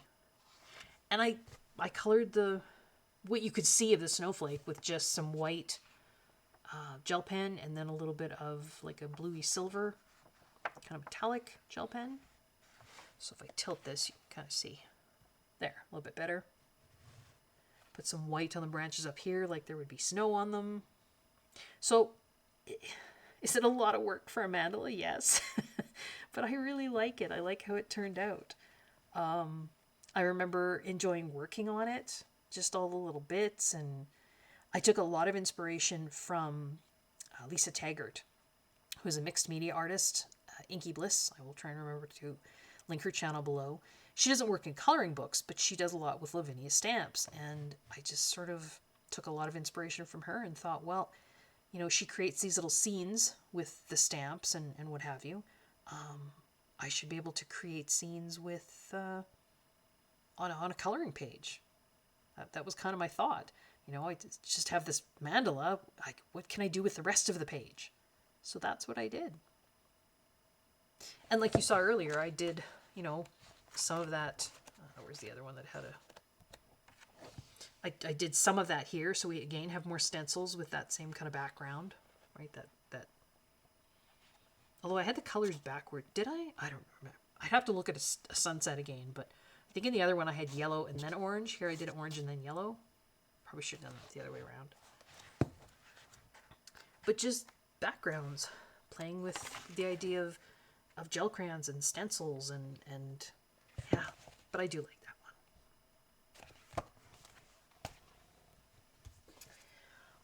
one. Sorry, throat was tickly. Had to get a drink.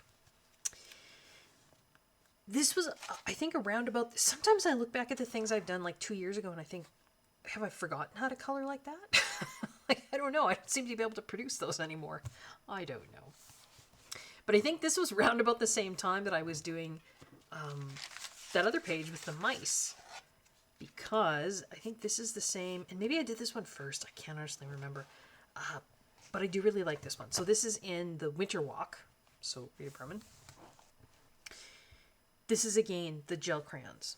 So I do remember masking fluid. So I masked off the edges all along here, and then used the, the brush, and did like a soft kind of sunset. I had the sun sort of setting behind these trees, and then kind of going up to a darker kind of night sky over there. Yeah, and then the coloring on here again is Pitt pens. Did I have the Stellar pens? I don't think I had the Stellar pens when I did this. So, yeah, just sort of Pitt pens. I mean, there's not a lot to color. A lot of it's snow and ice. So you've got the color here, just a little bit of trees and houses, and then you've got these skaters and some more trees, and then, ice and snow. And I did a lot of the shading on the snow with like the this Pitt pen that I adore. It's called 220 Light Indigo, and it's not a color that appears in either Polychromos or Albrecht-Dürer. I think it might be unique to Pitt pens. It's called Light Indigo 220. Love this color for shading like snow and skies and that sort of thing. I might even have gone a bit darker and used maybe a bit of like the 146 Sky Blue. Maybe. I can't remember, honestly. And again, I don't write these things down. But just to give the snow, that little bit of shaded kind of blue cast. I think I went over all of it then with the white Pitt pen, which just kind of takes out some of the blackness of the line work, but not all of it. The tops of the mountains, you see there's a little bit of sparkle on there. You can. This is also a little bit shiny because I think the gel crayons that I were using were metallic. So the background itself has a little bit of a sheen. This is shiny because that's glaze pen. Of course, they're skating on ice. This I made into an ice ball. The snow at the tops of the mountains is a little bit sparkly with that clear Spectrum Noir crystal clear. Some sparkly gel pens up in here a little bit. The star. Not a whole lot. But I do like how I got that background to come out. Again, I feel like I've forgotten how to color like this. Maybe this is just, it was involved, right? You had to put I had to put all the, excuse me,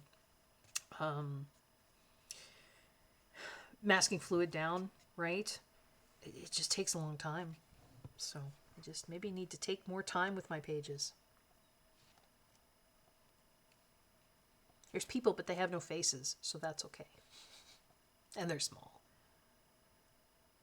Yeah, I do like how that one came out.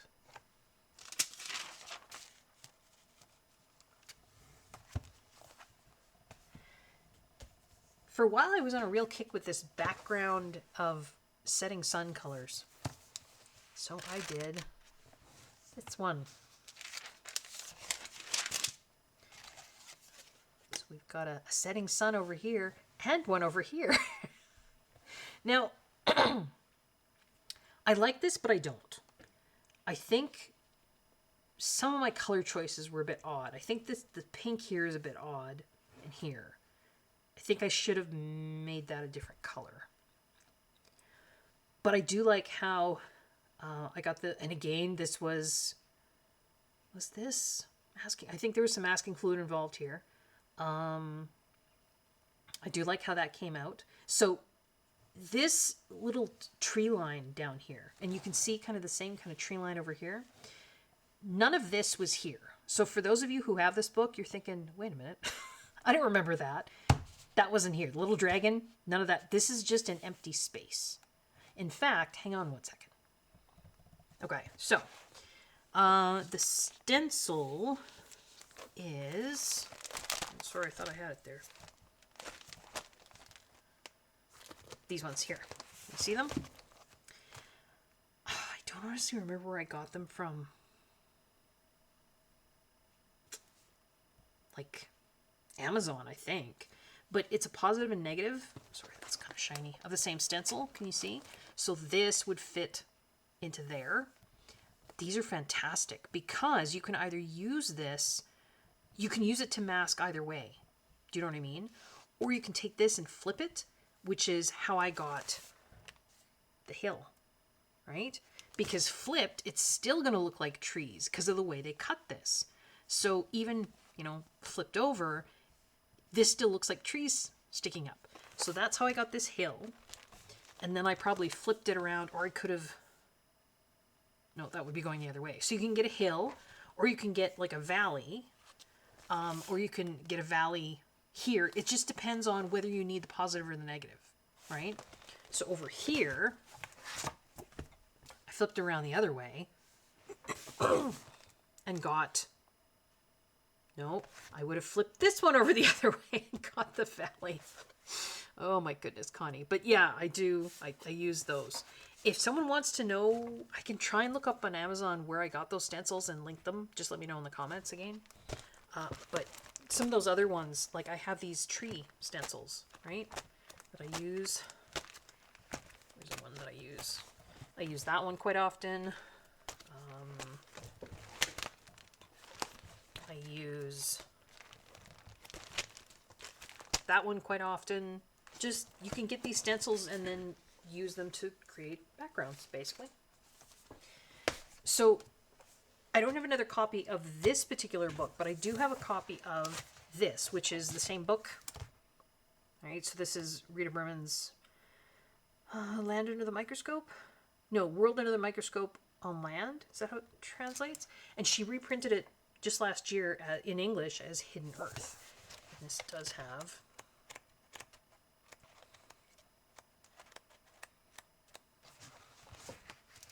There, here's the same picture. All right. This is a little bit bigger, but you can see, you know, this doesn't have the tree line, and it's got just nothing there. So I thought, I don't know, this bunny looks like he's looking up into this nothing. What's he looking at? Well, maybe he's looking at a castle on a hill with a dragon. So the hill I did with that stencil, and then the stamps, again, are Lavinia stamps. So there's just a tiny little castle stamp with some little bushes and then a little dragon. And I did, you know, again, some gel crayon work there. Sorry, it's hard to see the colors. There we go, washing it out a little bit. And then everything else is colored with Pitt pens. I think, just looking. Yeah, looks like Pitt pens.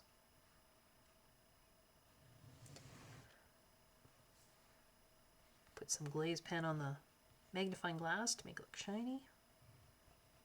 I think I ended up, so the backgrounds were gel crayon to do the sunset, and then I sort of went out into, if I remember correctly, it was like Inktense or something, because I didn't want to mask off every single little branch in here, so it was easier to just go in with, and I wanted it to go, you know, light out to dark, and then kind of back into light over here, so I just used black and then some dark blues, and I think this was just all Inktense that I then activated up to about there, and then sort of tried to fade that into, this was gel crayon. And then I stamped some little gold stars around there, stamped some more little gold stars up in here. It's hard to even see. There, can you see if I tilt it? And I put some little dots of like sparkly gold gel pen up in there, so it kind of looks like a night sky. So I think I got a bit overzealous with my color palettes here, but I still do like the overall effect. And again, I feel like, I don't know, somehow I feel like over the last 2-3 years I've gotten less artistic. It's like I hit the peak of my artistic ability and then it's just all gone downhill. I don't know. Maybe I've had more in my mind. I'm less able to think artistically. I don't know. Don't know. But I do like that double page.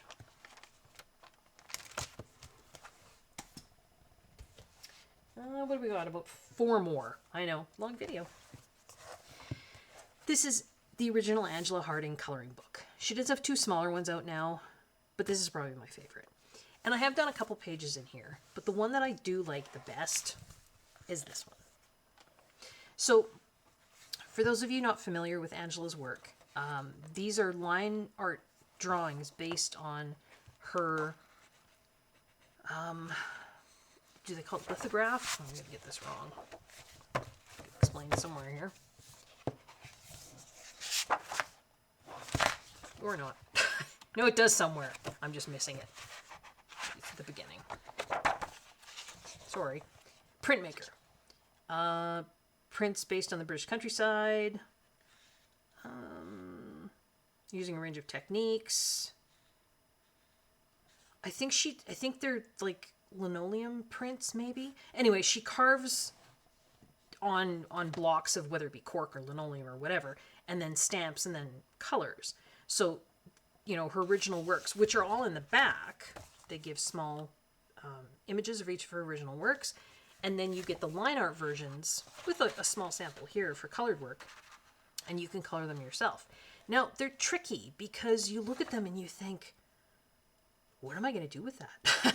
There's a lot of dark black, and particularly for the kind of person who wants to cover all of the line work, I don't think you can. I just don't think it's feasible here.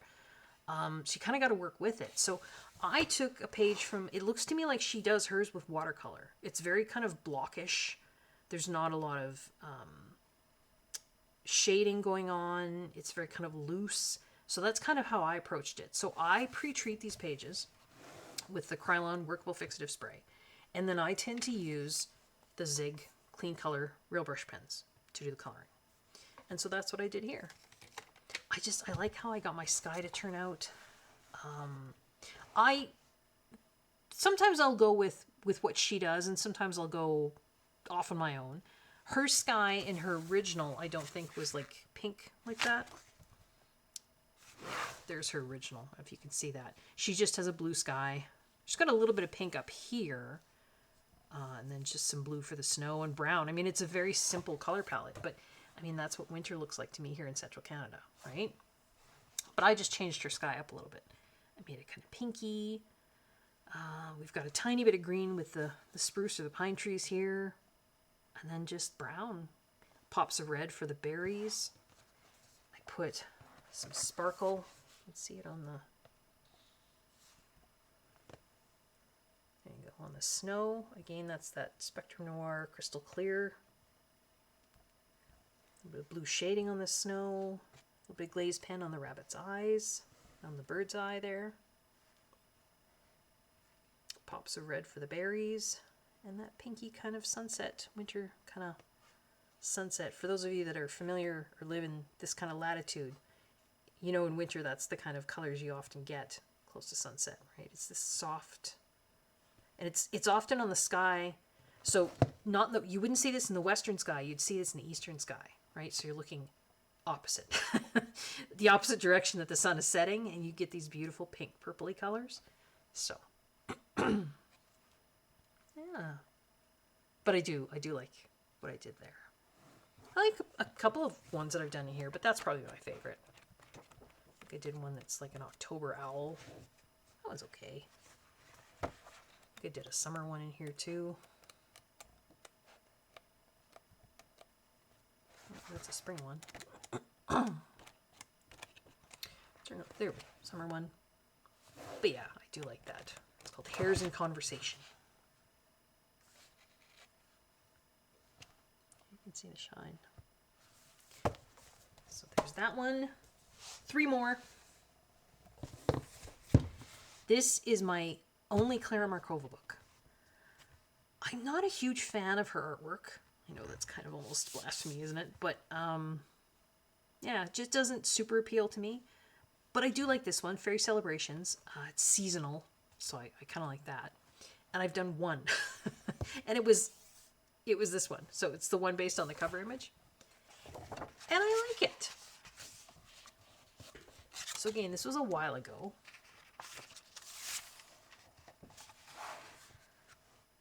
The background was done with Neocolor 2s, I think.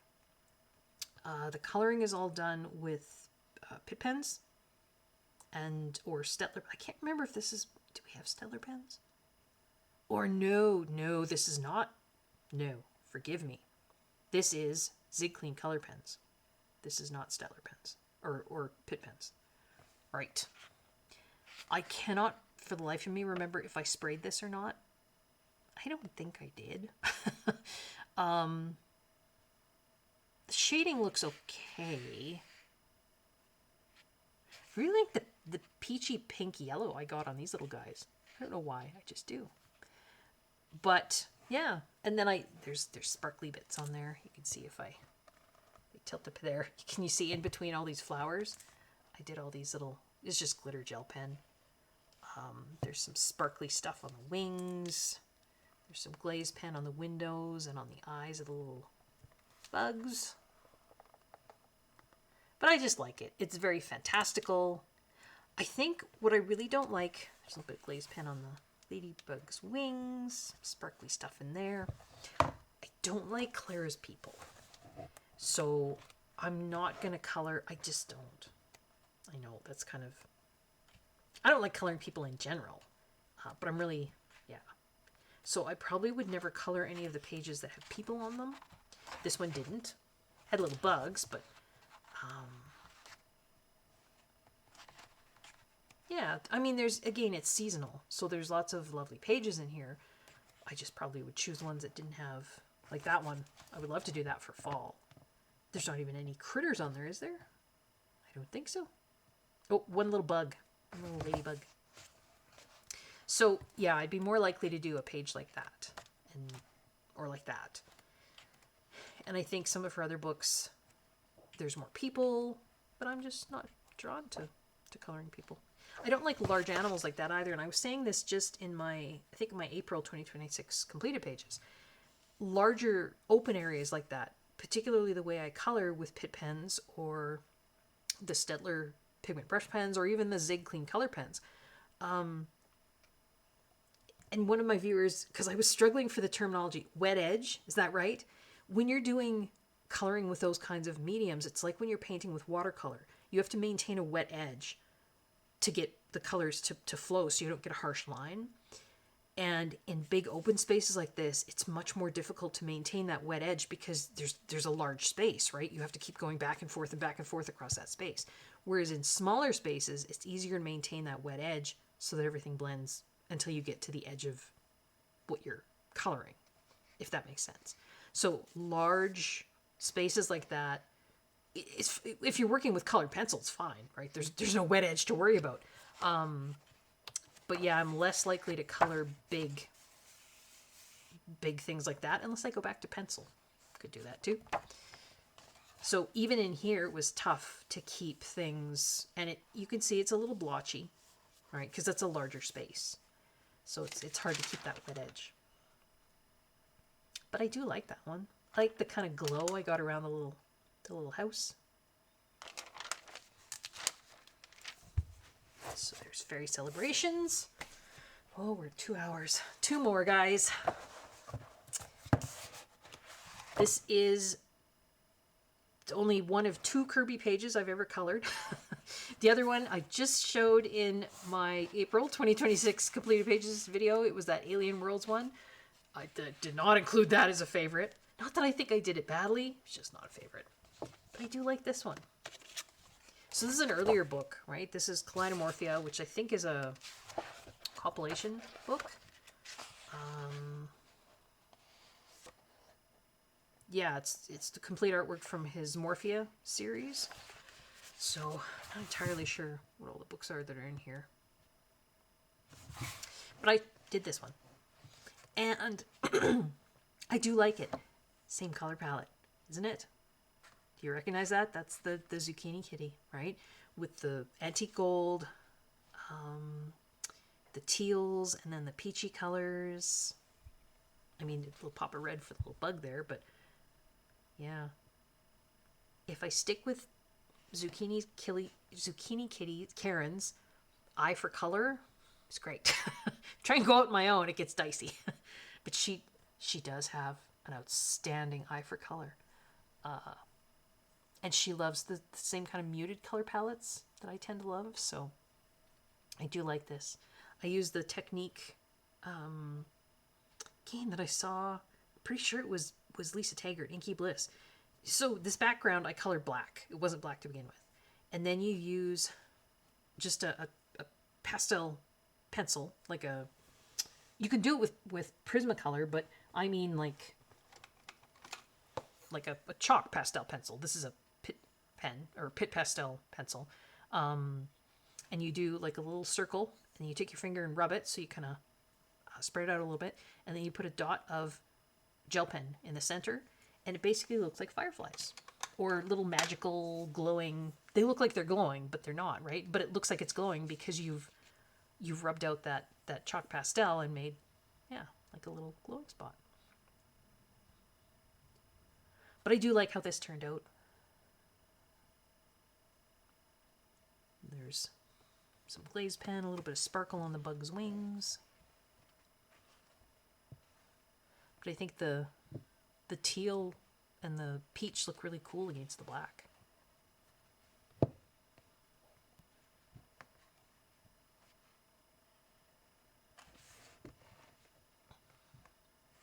So there's that one and one more.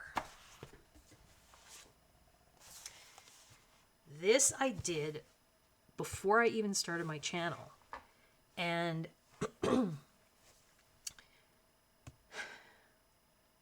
was this? I might have done this as a buddy color with Kay, the wonderful Coloring with Kay. Again, I think before I started my channel. And I now use this image as the banner for my channel and also as my little, what do you call it, the little picture that you have in your channel. Although I've now put a little tiny picture of me overlaid on top of this picture. But I did this, and you'll see why in a second. Kay and I are both chemistry teachers. And so I'm sure, this was a while ago, and Kay, you can correct me if I'm wrong, but I'm pretty sure I reached out to her again before I had a channel and asked if she wanted to do this as a color along, or not a color along, pardon me, a buddy color. And so I did this. Now, it's not the most colorful thing in the whole wide world. I'm looking at some of the shading and I think, yeah, I could probably do better now. But I really like doing it. I mean, it's chemistry and it's all this glassware. Here, I can kind of come up close. I wish my Zoom was working, but it's not. So we've got all the glassware, and all the glassware is coated in clear glaze pen. This was before they discontinued the glaze pen, so I wasn't quite so precious about it. All the little teeny coloring of all the little worlds inside all those places, that's all Pitt pens. This was definitely before Stettler pigment pens. And the metal there, okay, not the best shading, but that's all Pitt pens. The background is alcohol marker. So the light taupe in the background and the brown at the bottom, that's all alcohol marker.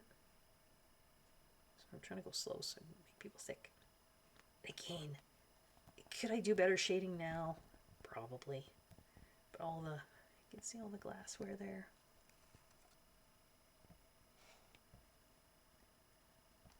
So I'll come back out.